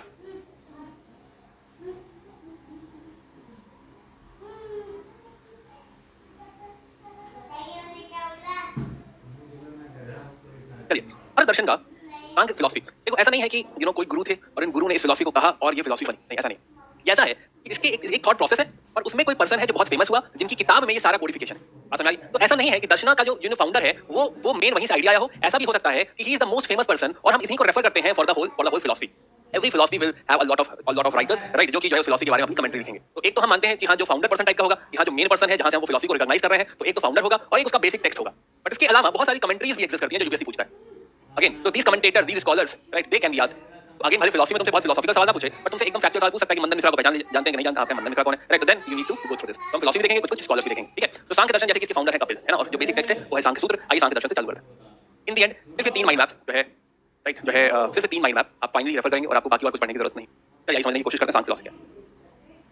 ओके, नाउ दोस्त अगर साइंस बैकग्राउंड से मैं भी हूं, मैं भी ह्यूमैनिटी बैकग्राउंड से नहीं हूं, राइट? मैं मैकेनिकल इंजीनियर हूं, टेक्निकल मरीन इंजीनियर हूं, right? And that is the reason कि जो है मैं समझता हूं तुम्हारा दर्द, और दैट इज द रीजन कि मेरा रिक्वेस्ट है कि थोड़ा सा फाइट मारो, ठीक है? जो है ऐसा तो बहुत कॉम्प्लिकेटेड टफ सब्जेक्ट नहीं, खाली पहली बार लगता है कि सांख्य क्या है, योग क्या है, राइट? पहली बार की टेंशन है वो। तो सांख्य फिलॉसफी हम लोग पढ़ रहे हैं। सांख्य फिलॉसफी में एक्चुअली गॉड पहले नहीं है, कोई सुपर पावर इसमें नहीं है, कोई सुपर पावर नहीं। सांख्य फिलॉसफी क्या कहती है? सांख्य फिलॉसफी कहती है कि नेचर से बने हम लोग, नेचर तो कहती है प्रकृति, प्रकृति इज वन सब्सटेंस, और प्रकृति के अलावा कुछ गुण होते हैं, मसाले गुण, तमोगुण, रजोगुण, सतोगुण। अरे सुन लो अभी एक बारी, रख दो पेन, जो है पेन रख के सुनो पहले, सुनिए दो, खाली ये वाला लिखने की जरूरत नहीं है, राइट? तमोगुण जो है, रजोगुण, सतोगुण, इस तरह के कुछ गुण होते हैं। तमो इज बेसिकली थोड़ा नेगेटिव, रजो इज थोड़ा पॉजिटिव, सतो इज पॉजिटिव, रजो इज थोड़ा जो है हार्मनी, राइट? इस तरह के कुछ गुण होते हैं। अब ये कह रहे हैं कि इनके अलग अलग मिश्रण से प्रकृति में क्या होता है कि प्रकृति में कुछ मान लो ये वाले दो मिला दो तो कुछ क्रिएट होता है, 50-60% वो मिला दो तो कुछ क्रिएट होता है। ऐसे कुछ एंटिटीज क्रिएट होती हैं बहुत सारी। कितनी एंटिटीज क्रिएट होती हैं? ऐसी कुछ 23 एंटिटीज क्रिएट होती हैं। तो 23 एंटिटीज और एक प्योर मैटर, प्राकृतिक, प्राकृत है ना, प्राकृतिक, प्रकृति कहा जाए इसको, प्राकृत नहीं, यही हम है। ओह, ये हमारी कहानी है। सुनो ध्यान से, कहते हैं कि हमने बेस मैटर लिया, मटेरियल, उसमें हमने इसका कुछ कुछ मिश्रण बनाया, तो उससे क्या बन गया? उससे बन गया मन, उससे बन गया बुद्धि, उससे बन गया ईगो। तो हम जो पूरा कॉन्स्टिट्यूशन हमारा है वो इस तरीके से बना हुआ है। तो हम इस टोटल 24 सब्सटेंसेस से बने हुए हैं, 24 चीजों से, 24 एंटिटीज से बने हुए हैं। तो यही संख्या जो है, संख्या यानी नंबर, बस यही फिलॉसफी कहते हैं, यही हम, इतनी बेसिक फिलॉसफी है, इसमें कोई और कहानी नहीं, राइट? बहुत ही बेसिक कहानी, राइट? ये कह रही है कि भाई जो है हम जो बने हुए हैं, हम सिंपली प्रकृति में इसी तरीके के कुछ गुण मिला दिए गए हैं, और उस गुणों से ऐसे 23 चीजें क्रिएट हुई हैं। तो एक हमारा मन है, एक हमारी बुद्धि है, एक हमारा अहंकार है, ऐसे कुछ और भी होंगे। 3 हम ध्यान रखते हैं, मैं भी 3 ध्यान रखता हूं कि 3 चीजें हैं, बट ऐसी 22 चीजें और होंगी। तो उससे हम बने हुए हैं, ये हमारा कॉन्स्टिट्यूशन है पूरा। इसमें ना कोई भगवान है, ना कोई सुपर पावर है, ना ही कोई आत्मा है। समझ में आ रही है? तो ये नंबर 24 चीजों से हम बने हुए हैं, ये जो नंबर है यही सांख्य फिलॉसफी है, जो चीजों को बिल्कुल तोड़ के देख रही है, बिल्कुल ब्रेक डाउन कर दिया है कि हम एक्चुअली हम अपने आप को, देखो यहाँ कहना क्या चाहता है कि हम अपने आप को मान लेते हैं कि जो बुद्धि है ना, ये बुद्धि अभिषेक श्रीवास्तव है, ऐसा अभिषेक श्रीवास्तव को लग गया है, तो इसलिए गड़बड़ है। तो हमें इस चीज को डिसोशिएट करना पड़ेगा, अहंकार से अपने आप को, ईगो से अपने आप को जोड़ दिया है। तो इन सब चीजों से जोड़ने की वजह से हम क्या है, अज्ञानता के शिकार हो गए हैं। अगर हम इन सारी चीजों को ऑब्जेक्टिवली देखें तो हम किसी तरीके की माया में, किसी तरह के इल्यूजन में नहीं फंसेंगे, और हमें क्या मिल जाएगा? मोक्ष मिल जाएगा। समझ में आ गया? राइट, हमको मोक्ष की प्राप्ति हो जाएगी। तो ये सांख्य की ओरिजिनल फिलॉसफी थी, जिसमें कोई गॉड नहीं थे। नाउ बट हुआ कि भाई ऐसे कैसे गॉड डाला जाए, तो फिर क्या हुआ? इसमें 25वां एलिमेंट ऐड किया गया, और ये बहुत लेटेड डेवलपमेंट है, this is around 4th century AD. बहुत लेटेड डेवलपमेंट है, जिसमें कहा गया कि हाँ एक और एलिमेंट होता है जिसे हम मिस कर गए, और वो होता है कौन? पुरुष। और फिर यहाँ पे आत्मा को ऐड कर दिया गया। तो इनिशियली कोई आत्मा, कोई ऐसी पावर नहीं थी, initially it was simply matter और उसके जो है प्रोडक्ट्स, बट आगे जाके उसमें पुरुष भी ऐड कर दिया गया, और कहानी 25 एलिमेंट की हो गई। This is your final Sankhya philosophy, right? तो 23 प्लस 1 24 हो गया ना, तो 24 ये था, और 25वां और जोड़ दिया अभी, तो टोटल 25 हो गए। तो ये आपकी फाइनल फिलॉसफी हो, ठीक है? अब इसमें एक बुक आती है शक्ति तंत्र, एक इसमें ईश्वर कृष्णा है जिन्होंने लिखा है सांख्य कारिका, मैंने कहा ये सब चीजें इंपॉर्टेंट हो जाती हैं। एक वचस्पति मिश्रा जी हैं, वचस्पति मिश्रा, इन्होंने लिखी है तत्व कौमुदी। ये सारी सांख्य फिलॉसफी से रिलेटेड, इतनी ही फिलॉसफी है। अब तुम कहोगे सर ये इतना जानने के बाद हमको मोक्ष क्यों नहीं मिल जाता? नहीं नहीं, इट इज नॉट अबाउट तुम जान गए तो तुम्हें मोक्ष मिल जाएगा। यू शुड ऑब्जेक्टिवली जो है apply this in your life, right? अब इससे मोक्ष कैसे मिलेगा? इसके एप्लीकेशन पे है, जानने से मोक्ष नहीं मिल जाता, ठीक है? तो मोक्ष नहीं मिल जाएगा तुम्हें। चलिए ओके, तो बढ़ते आगे। तो जो है तो पॉइंट सांख्य दर्शन, तो सांख्य दर्शन में हमने समझा कि भाई जो है ये इस तरह के कॉन्सेप्ट की बात करी गई है, राइट? और जो है तत्वों की बात करी गई, इस तरह के पुरुष और प्रकृति में समझा दिया कि हम रजोगुण तमोगुण की बात कर रहे थे। तो एक्टिविटीज रज, इनएक्टिविटीज तमस, और हार्मनी इज तत्व, ठीक है? तो ये 3 तरह के गुण थे, अगर मैंने कुछ ऊपर नीचे कहा था आप जोड़ लीजिएगा, राइट? जिससे हम गलत चीजों से अपने आप को जोड़ लेते हैं। ओके, तो नाउ अब यहाँ पे क्या है कि हम इन सारी चीजों के साथ अपने आप को डिसोशिएट कैसे करेंगे, ठीक है? डिसोशिएट करने के लिए हम क्या करेंगे? हमें चाहिए होगा ज्ञान, क्योंकि भूलो मत कि ज्ञान मांगे। तो ज्ञान कैसे मिलेगा? ज्ञान पाने के लिए या ज्ञान के लिए हम देखेंगे चीजों को, ऑब्जर्व करेंगे, प्रत्यक्ष, या फिर अनुमान लगाएंगे, इन्फर करेंगे, इन्फ्लुएंस, या फिर हम किसी से सुनेंगे शब्द या पढ़ेंगे कहीं शब्द, हियरिंग। तो इन 3 रस्तों से हमको मिलेगा ज्ञान। जब हमको मिलेगा ज्ञान तो वापस आओ, तो इन 3 रस्तों से जो ज्ञान मिलेगा उससे हम इस चीज को ऑब्जर्व कर पाएंगे, हमें समझ आएगा कि हम बुद्धि नहीं है, ईगो नहीं है, मन नहीं है, और जब हम डिसोशिएट हो जाएंगे तो फिर हमें क्या मिल जाएगा? मोक्ष की प्राप्ति मिल जाएगी।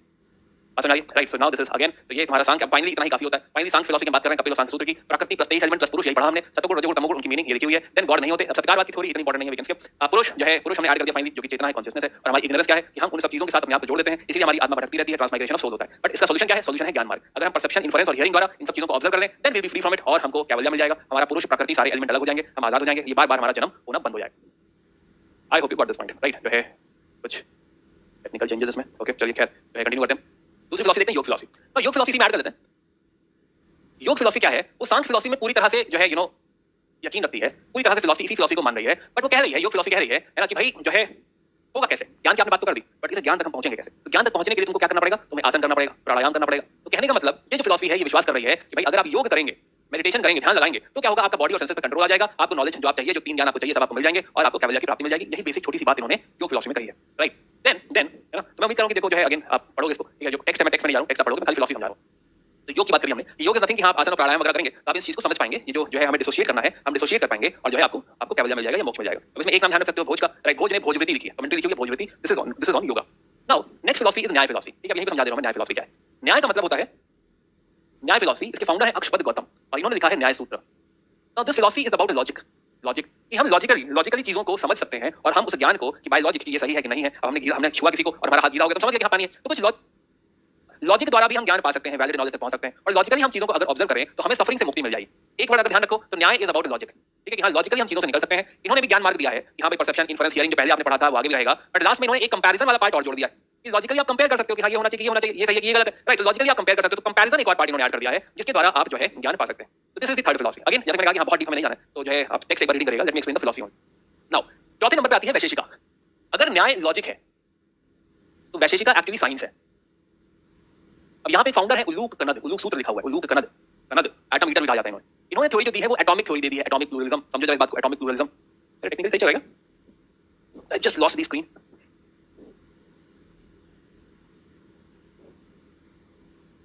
एक सेकंड बस।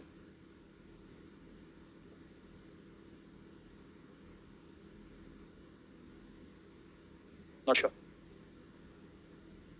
ओके एनीवे जो है लेट्स कंटिन्यू। तो द पॉइंट इज, तो यहाँ पे हम देखेंगे कि एक चौथी जो फिलॉसफी है वैशेषिका, ये साइंटिफिक थ्योरी है। अभी तो तुमने साइंस पढ़ा है, साइंस वाले बच्चे बहुत जल्दी पढ़ लेंगे कि भाई साइंटिफिक थ्योरी है जो एटॉमिक थ्योरी देती है। कहती है कि दुनिया दो चीजों से बनी हुई है। पहली बात तो पूरी दुनिया को आप छोटे छोटे एटम में तोड़ सकते हो। आपका यहाँ तो पता है एटम में तोड़ा जा सकता है। अब एटम में जो तोड़ सकते हो तो एक तो एटम हो गया और दूसरा उसकी बाइंडिंग फोर्स, वही ब्रह्म है। तो ब्रह्म जो है वो एक्चुअली फोर्स है। तो पूरी दुनिया इज एटम प्लस फोर्स। ये जो साइंटिफिक थ्योरी है, तुम सोचो हमारी फिलॉसफी में है ना, we should be proud of this. हमारी एंशिएंट फिलॉसफी में अगर हम देखें तो लॉजिक की बात हो रही है, हमारी फिलॉसफी लॉजिक पे बेस्ड है, हमारी फिलॉसफी साइंस के ऊपर बेस्ड है। वो एटम की बात कर रहा है, वो एटॉमिक फोर्सेस की बात कर रहा है, राइट। वो कह रहा है कि भाई हम तत्वों से बने हुए हैं। ये फोर्स एटम को और कैटेगराइज करता है, अर्थ, वाटर, फायर, एयर, ईथर, पंच तत्व, पंच भूतों की बात कर रहा है, पंच तत्वों की बात कर रहा है। और कह रहा है कि जो रियलिटीज है, रियलिटीज तो 9 रियलिटी का डिस्कशन कर रहा है, जिसमें कह रहा है स्पेस भी होता है, डायरेक्शन भी होता है, इंफिनिटी ऑफ सोल्स होता है ना। तो कहने का मतलब बहुत साइंटिफिक थ्योरी भी हमको देखने को मिलती है। अगेन अभी इतना नहीं रखना है, बट एटलीस्ट 5 भूतों की बात करिए, 5 एलिमेंट्स की बात करिए, इतना हमें समझना है।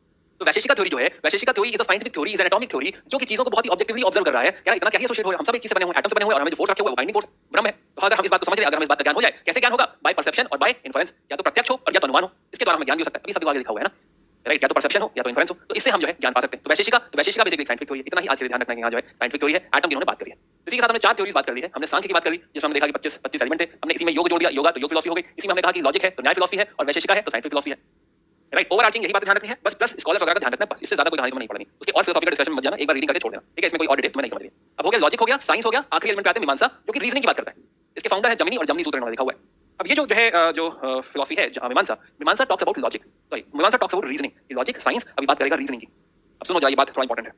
ये कहेगा कि जितने भी सारे स्कूल्स हैं सब बढ़िया कह रहे हैं, बहुत बढ़िया बात आपने कह दी, राइट। हमको ऑब्जेक्टिवली देखना है, हमें चीजों से मुक्त होना है, राइट। हमें कोई डिजायर नहीं होनी चाहिए, है ना। कहते यही कहना चाहते हो तो मीमांसा थॉट क्या कहता है आके? मीमांसा थॉट कहता है कि आपने कहा कि कोई डिजायर नहीं होनी चाहिए। सारी फिलॉसफी यही कह रही है, लगभग सारी फिलॉसफी, स्पेशली बुद्धिज्म को इन्होंने कहा ये बात कि कोई आपकी डिजायर नहीं होनी चाहिए, कोई इच्छा नहीं होनी चाहिए। कहते हैं दोबारा बोल के देखो क्या कहा तुमने। तुमने कहा मेरी इच्छा है कि मुझे कोई इच्छा ना हो, है ना, कि मेरे ऊपर एक एहसान करना, कि कोई एहसान मत करना। ऐसा कैसे होता है? अगर कोई एहसान नहीं किया तो एहसान कर दिया तुम्हारे ऊपर, तो साइकिल में खुद ही फंस गया मैं। ये तो अनएंडिंग लूप है, राइट। तो मेरी इच्छा है कि मेरी कोई इच्छा ना हो, तो इच्छा तो है, तो मैं कभी निकल नहीं पाऊंगा इससे। अरे ये तो बड़ा अजीब सा हो गया। तो दिस इज इम्पॉसिबल, कि क्या ही तुम चेस करने निकल जाओ, मतलब दिस इज इम्पॉसिबल, हो ही नहीं सकता। तो मीमांसा फिलॉसफी कहती है कि तो रास्ता क्या है ना। बाकी लोग भी आगे चौंके, हाँ फिर रास्ता क्या है, क्या करें? कहते हैं इसका एक बहुत अच्छा रास्ता है, तुम करो रिचुअल्स, सैक्रिफाइसेस। और हम फिर घूम फिर के वहीं पहुंच गए जहां हमने शुरू किया, राइट। वापस उन्होंने यही कह दिया कि रिचुअल्स और सैक्रिफाइसेस, एंड मीमांसा स्टार्टेड जस्टिफाइंग, जस्टिफिकेशन। तो आप समझिए जरा, यहाँ पे एक और बात समझिए, ये बात थोड़ा आगे कनेक्ट होगी, बट आज कह देते हैं इसको कि 500 BC जो हम देख रहे हैं ना, 500 BC समवेयर वी रियलाइज कि there is rise of Buddhism, right. Specially Ashoka time में 250 पे, right, rise of Buddhism. And जब राइज ऑफ बुद्धिज्म है तो उसके पहले अगर rise of let's say what is, let's take इसके पहले राइज ऑफ ब्रह्मनिज्म था, है ना, वैदिक फिलॉसफी। बट यहाँ से वैदिक फिलॉसफी डिक्लाइन होने लगी होगी, डिक्लाइन हो रही होगी, डिक्लाइन हो रही होगी। बट रफली अराउंड 300 AD, जब यहाँ पे आप गुप्ता पीरियड की बात करते हैं, जब हम आगे बढ़ेंगे गुप्ता पीरियड, तो इस पॉइंट पे वापस राइज होने लगता है। This rise is very much attributed to Mimamsa philosophy.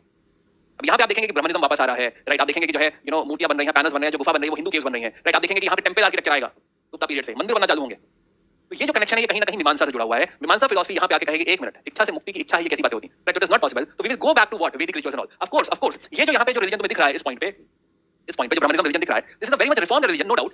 ये पिछले वाले रिलीजन से काफी ज्यादा रिफॉर्म्ड होगा, ये वहां पढ़ाऊंगा मैं कैसे रिफॉर्म हुआ। लेकिन फिलहाल we will see a rise of Brahmanism again, या Hinduism again, because of the support of Mimamsa philosophy, because Mimamsa philosophy वापस रिचुअल सैक्रिफाइसेस पे लेके गया। Again this does not include animal sacrifices by the way, है ना। भाई मैं कह रहा हूं बहुत सारा रिफॉर्म हो चुका है, but we came back to Vedic जो है वैदिक फिलॉसफी, या फिर जो वैदिक रिचुअल्स थे उन पर हम वापस आ गए। और इसका इंपैक्ट तो समझो, राइज इंपैक्ट, इसका आज भी हम सुनते हैं, इसका जस्टिफिकेशन का जो इंपैक्ट है वो आज भी हम सुनते हैं, राइट। तो ये एक बड़ा जो है मीमांसा का यू कैन से सिग्निफिकेंस है with respect to justification of Vedic rituals, Vedic sacrifices. यहाँ वापस वेदों में फेथ, वापस यज्ञ में फेथ, वापस एम्फेसिस ऑन धर्म, and everything came back with this thing, right, with मीमांसा। अभी कहते हैं कि मीमांसा फिलॉसफी में कहते हैं कि स्वर्ग आपको मिलेगा जब तक आपके अच्छे कर्म रहेंगे, और आपको अगर मोक्ष चाहिए, साल्वेशन, तो आपको वैदिक रिचुअल करना पड़ेगा। अगेन यही बात हम समझ रहे हैं, यहाँ अगर आपको वैदिक रिचुअल करोगे तो क्या मिल जाएगा? मोक्ष। तो technically they are not supporting ज्ञान मार्ग, दे आर सपोर्टिंग कर्म मार्ग। तो 5 में से ये जो फिलॉसफी है ये घूम फिर के कर्म पे वापस आ गई है, because of its reasoning of, है ना, रीजनिंग और इंटरप्रिटेशन ऑफ वैदिक थॉट। ठीक है, मुझे कमेंट्स नहीं दिख रहे, वेरी सॉरी, कमेंट्स का कुछ इशू हो गया, बट या अब आते हैं लास्ट फिलॉसफी पे। लास्ट फिलॉसफी अगेन तो फिर से मैं याद दिलाऊं कि हुआ क्या था। हुआ क्या था कि जब ब्रह्मनाज और वैदिक जो सैक्रिफाइसेस थे जब बहुत ज्यादा ग्रो हो गए थे तो हमें काउंटर की जरूरत पड़ी और हम लोग क्या लेकर आए? उपनिषद, राइट, जो कि ज्ञान मार्ग की बात कर रहे थे। यहाँ पे भी तुम मोशन देखो, एक तरफ तुम मीमांसा लेकर आए लेकिन उसके बाद तुरंत आ गया वेदांता, राइट। वेदांता जो है बद्रायन का है, राइट, बद्रायन इन्होंने ब्रह्मसूत्र लिखा हुआ है। अब वेदांता में तुम देखोगे तो Vedanta is going back to Upanishadic thought. नहीं भाई, वापस चलते हैं मोनोथीज्म की तरफ। तो ये वापस सारी उपनिषदिक थॉट जो हमने उपनिषद वाला पूरा डिस्कशन करा हुआ है, फिर से हम वहीं पहुंच गए, उपनिषद पे फोकस करने लग गए, वापस ब्रह्मनाद और रिचुअल से इन्होंने कहा नहीं। तो ये जो फिलॉसफी आई, इसके बाद फिलॉसफी आई, but going back to Upanishad. फिर से देखो, ब्रह्म ही रियलिटी है, बाकी सब कुछ माया है, राइट। जो आत्मा है वही ब्रह्म है, राइट। अगर आप आत्मा को समझ लें तो आप ब्रह्म को समझ लेंगे। तो जो हमने उपनिषद में पढ़ा हुआ है वापस वही कहानी पे हम पहुंच गए, राइट। एंड दिस इज जो है अगेन योर वेदांता। वेदों का अंत क्या था? उपनिषद। वेदों के अंत में क्या लिखा गया था? उपनिषद लिखे गए थे। तो वैदिक थॉट में लास्ट जो है वो उपनिषद है। वापस we are going back to Upanishadic thought. अब इसी से बहुत सारी थॉट निकलेगी। वेदांती फिलॉसफी जो है आखिरी फिलॉसफी, इसी से अद्वैत आएगा, विशिष्ट अद्वैत आएगा, समथिंग जो कि हम मेडिवल में देखेंगे, जो कि हम जो है आपके क्या बोलते हैं भक्ति सूफी वगैरह में देखेंगे। भक्ति मूवमेंट पढ़ेंगे तब इसकी बात करें, ठीक है। एक बार साइड देख लेते हैं। तो हमने क्या बात करी? हम बात कर रहे हैं मीमांसा की, जमनी जो है सूत्र है, रीजनिंग और इंटरप्रिटेशन की बात करी। This is reasoning and interpretation. ये बात कर रहा है अथॉरिटी ऑफ द वेदास की। हम वापस वेदास पे आ गए, ठीक है। तो वर्ण सिस्टम भी आपका लेजिटिमाइज हो जाएगा, ऑफ कोर्स। ये थॉट प्रोसेस वापस आ रहा है। देन इसमें कुछ अगर मीमांसा में अगर हम कुछ स्कॉलर्स देखें तो हमको दिख रहे हैं कुमारिल भट्ट, मंदन मिश्रा, राइट। मंदन मिश्रा शुरू में कह रहा था मैं, मंदन मिश्रा। तो मंदन मिश्रा ने विधि विवेक लिखी है, भावना विवेक लिखी है, बट मंदन मिश्रा अद्वैत से भी कनेक्टेड है। उन्होंने लिखी है ब्रह्म सिद्धि, ब्रह्म सिद्धि लिखा हुआ है, ब्रह्म सिद्धि। देन इसके अलावा है सबर स्वामी, इन्होंने कमेंट्री लिखी है, भाषा मतलब कमेंट्री लिखी है मीमांसा पे। भावदास ने कमेंट्री लिखी है मीमांसा पे। ये सवाल यूपीएससी स्कॉलर आपसे पूछ सकता है भाई ब्राह्मणिका, ये नहीं कहेगा कि मीमांसा के स्कॉलर है, सिंपल पूछेगा ब्राह्मणिका स्कॉलर है कि नहीं, सिंपल सी बात आपसे पूछ रहा है। सिमिलरली वेदांता की बात करें, वेदांता में एक राइटर है गौतपदा, इन्होंने लिखी है मंडूकरी का। उसके अलावा ब्रह्मसूत्र लिखा है बद्रायन ने, right. This is end of the Vedas, वेदों का अंत, वेदांता, लास्ट फिलॉसफी। बाकी आप फिलॉसफी ऑलरेडी जानते हैं, ब्रह्म आत्मा प्रकृति, ये सारा कांसेप्ट हम ऑलरेडी समझ चुके हैं। कांसेप्ट ऑफ कर्म हम पहले बात कर चुके हैं, तो इसे दोबारा डिस्कस करने की जरूरत नहीं है। इसी में से बहुत सारी ब्रांचेस निकलेंगे। अब कहा जाता है कि वेदांता का जो सोर्स है, 3 किताबें मानी गई हैं जिनको कहा जाता है प्रस्थान त्रयी। तो उसमें एक आपके प्रिंसिपल सारे उपनिषद है, प्लस ब्रह्मसूत्र है, प्लस भगवत गीता भी इसका सोर्स मानी जाती है। प्रस्थान त्रयी, इन तीनों किताबों को, त्रयी मतलब 3, तो प्रस्थान त्रयी में तीनों किताबें आ जाती हैं, जो है उपनिषद, सूत्र, ब्रह्मसूत्र और आपका जो है भगवत गीता। तो ये सारी बुक्स यहाँ पे आपको देखने को, ठीक है। बाकी सब आप स्किप कर सकते हो, यहीं पर रीडिंग करके छोड़ देना, ये छोड़ देना, ये सब मैं पढ़ाऊंगा। अद्वैत एंड ऑल ये खाली कंप्लीशन के लिए लिख दिया इसमें, बट अद्वैत एक्सेट्रा ये सब हम लोग पढ़ेंगे। जब मैं ये पूरा मैप पढ़ाऊंगा तो मैं कैसे आए, शंकराचार्य क्या है, माधवाचार्य क्या है, क्या फिलॉसफी है। इस साल शंकराचार्य का सवाल गया था बाय द वे, राइट। अद्वैत ये तो बना तो फेवरेट टॉपिक है, जो इससे कनेक्टेड है, वेदांता से कनेक्टेड है। तो इसलिए हम सोचे 15-20 मिनट का टॉपिक पढ़ना जरूरी था, कैसे छोड़ देते इसको। वेदांता से ही कनेक्टेड है सब कुछ, एंड जो है लीडर्स देखेंगे। सो इसके साथ हमने खत्म कर लिया है जो है ये सीआर के कल होना हो फिलहाल। तो इसी के साथ हमने ऑर्थोडॉक्स सिस्टम खत्म कर लिया है, ऑर्थोडॉक्स सिस्टम। अब यहाँ पे हम बात करेंगे नास्तिक फिलॉसफी, जिसको हेटेरोडॉक्स सिस्टम कहा जाता है, हेटेरोडॉक्स स्कूल्स कहा जाता है, ठीक है। अब हेटेरोडॉक्स स्कूल्स वो हैं जो कि है ना, पढ़ते रहो तुम, जो कि जो है बुद्धिज्म पे डिपेंड नहीं करते, जो वैदिक उस पे डिपेंड नहीं करते। लेट मी ऐड कमेंट्स में बात नहीं कर पा रहा हूं आपसे, 1 मिनट होल्ड करना प्लीज।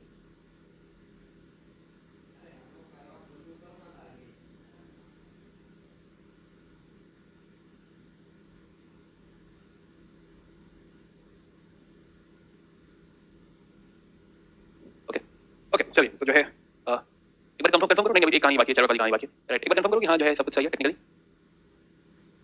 क्या?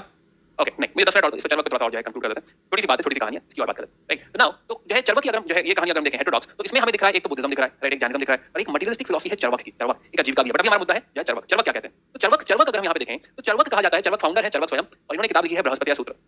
नाउ इसको लोक आयत दिखाया जाता है, बस इसकी फिलॉसफी कहानी सुना रहा हूं मैं, क्या है कहानी। ये कहना चाहते हैं कि कहां फंसे हुए हो दोस्त, राइट। क्या तुमने स्वर्ग देखा है ना? स्वर्ग देखा तुमने? नहीं तो कहां इसके परेशान हो रहे कि हां मैं ये करूंगा तो तब मरूंगा तो स्वर्ग मिलेगा, राइट, है ना। स्वर्ग के लिए मरना पड़ता है। तो कहते हैं कि जो तुम्हारे जीवन में सामने है, जो तुम्हारे जीवन में सामने है ना, उस पे फोकस करो। तुम उस चीज को लेकर क्यों परेशान हो जो तुमने देखा ही नहीं? तुम मोक्ष पाना चाहते हो बट तुम्हें पता ही नहीं मोक्ष के बारे में। तो ये जो थॉट है, this is the materialistic thought, this is the materialistic philosophy, जो कि कहता है कि पता नहीं कल होना हो, राइट। कल होना हो की थॉट कह रहा है कि जो जीवन तुम्हारा अभी है, प्रेजेंट है, उसको एंजॉय करो ना, है ना। कह रहा है ठीक है, ज्ञान तुम जो है मानो, है ना, ज्ञान तुम्हारा जो ज्ञान मार्ग है, ठीक है, ज्ञान मार्ग पे रहो, बट उस पे मानो जो तुम्हें दिख रहा है, जो तुम्हें दिखने वाला उस पे क्यों मानोगे? अगर तुमने देखा नहीं तो क्यों मानोगे, राइट। तो इस चीज पे फोकस करो। प्रेजेंट पे ध्यान दे रहे हो तो तुम अभी के सुख पे ध्यान दो ना, अभी के अपने प्लेजर पे ध्यान दो। तो अभी प्लेजर जैसे कह दिया लोगों ने पकड़ लिया, ये देखो प्लेजर क्या है, अय्याशी की बात कर रहे हैं, राइट, है ना। एकदम इसको क्रिटिसाइज करने लगे कि तो अय्याशी की बात कर दी, उसने ऐसा कुछ नहीं कहा अय्याशी कर लो, राइट। उसने कहा यहां प्रेजेंट पे ध्यान दो, अभी को जियो, प्रेजेंट को जियो। वो कह रहा है, अब एक बात इनकी पकड़ ली, यहां घी खाओ, राइट। अब इनके क्रिटिक्स बहुत हैं एक्चुअली, फिलॉसफी के क्रिटिक्स उसमें बहुत हैं। तो क्रिटिक्स कहते हैं कि ये तो कह रहे हैं घी खाओ, चुरा के खाना पड़े तो खा लो, उधार लेके खाना पड़े तो खा लो, क्यों? क्योंकि अभी घी खाना इंपॉर्टेंट है, राइट, है ना। हालांकि टेक्निकली ऐसा नहीं है, technically it is not about कि हां आप चुरा के खाओ या कुछ गलत काम करो, it is more about focusing on the present, living on the present. Living on the present में अगर आपको कुछ सामान की जरूरत है, किसी नीड्स है आपकी, राइट, आप उसे फुलफिल करिए, इस पे फोकस करिए। आप कहां जो है संन्यास ले रहे हैं, त्याग रहे हैं, सब कुछ ये सब करने की जरूरत आपको नहीं है। तो ये जो थॉट है,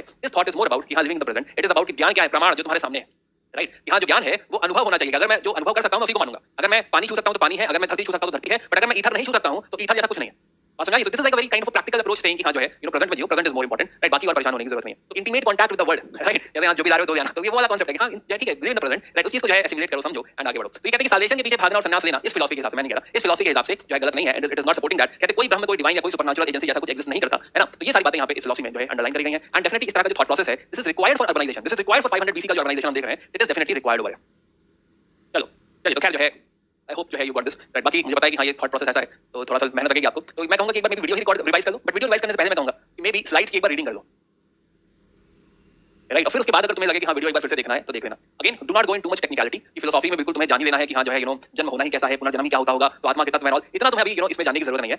overall if you can understand कि किन ब्रॉड जॉनर पर डिस्कशन हो रहा है, उसकी बेसिक फिलॉसफी क्या है, उसकी बेसिक फिलॉसफी क्या है, उसकी बेसिक फिलॉसफी क्या है, उसमें स्कॉलर्स कौन है और उसमें टेक्स्ट कौन है, राइट, एंड बेसिक्स, बस बेसिक्स।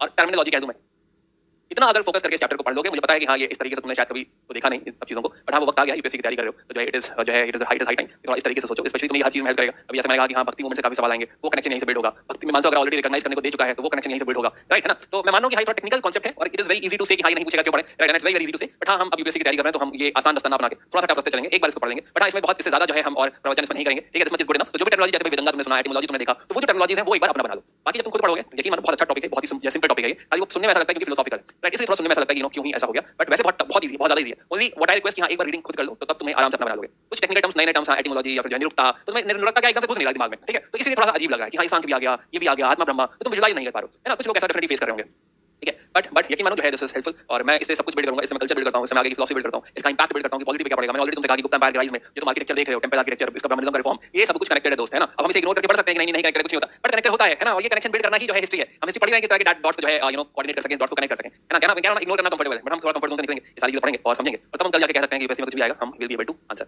या चलो थैंक्स गाइस, वापस हम लोग कल जो है मिलते हैं, कल हम लोग वापस कंटिन्यू करेंगे, तो कल बुद्धिज्म स्टार्ट करेंगे। ये वाला कांसेप्ट हो गया जो मुझे बेसिक बताना था, ये हो चुका है, कल हम बुद्धिज्म स्टार्ट करेंगे एंड बुद्धिज्म में जो है हम बात करेंगे, है ना। देखो एनसीईआरटी से अगर हो गया हो तो मैं कहता खाली एनसीईआरटी पढ़ लो, है ना, कह देता कि हाँ खाली एनसीईआरटी पढ़ लो, मैं पढ़ा रहा हूं, कुछ और देखने की जरूरत नहीं है। बट हम क्यों नोट्स बना रहे हैं, क्यों एक टीम लगी हुई है जो तुम्हारा टेस्ट देती रहती है, नोट्स बना के तुम्हें देती रहती है ना, क्योंकि हमें पता है कि यूपीएससी क्या पूछे, ठीक है। तो इसलिए जो है आई एम वेरी कॉन्फिडेंट कि हाँ हम जो है यूपीएससी के डायमेंशन में जाएगा, तो इसलिए हम इतनी हाथ पा रहे हैं, ठीक है। चलो okay, thanks for guys, see you again tomorrow. बाकी मेहनत करो, मेहनत का कोई ऑल्टरनेटिव नहीं है, बाकी फिलॉसफी के बहुत सारे ऑल्टरनेटिव आते रहेंगे। Okay thanks bye, take care. Hindu Muslim बताऊंगा, वक्त आएगा जब रिलीजन पढ़ाऊंगा तब बात करेंगे, ठीक है। चलो बाय।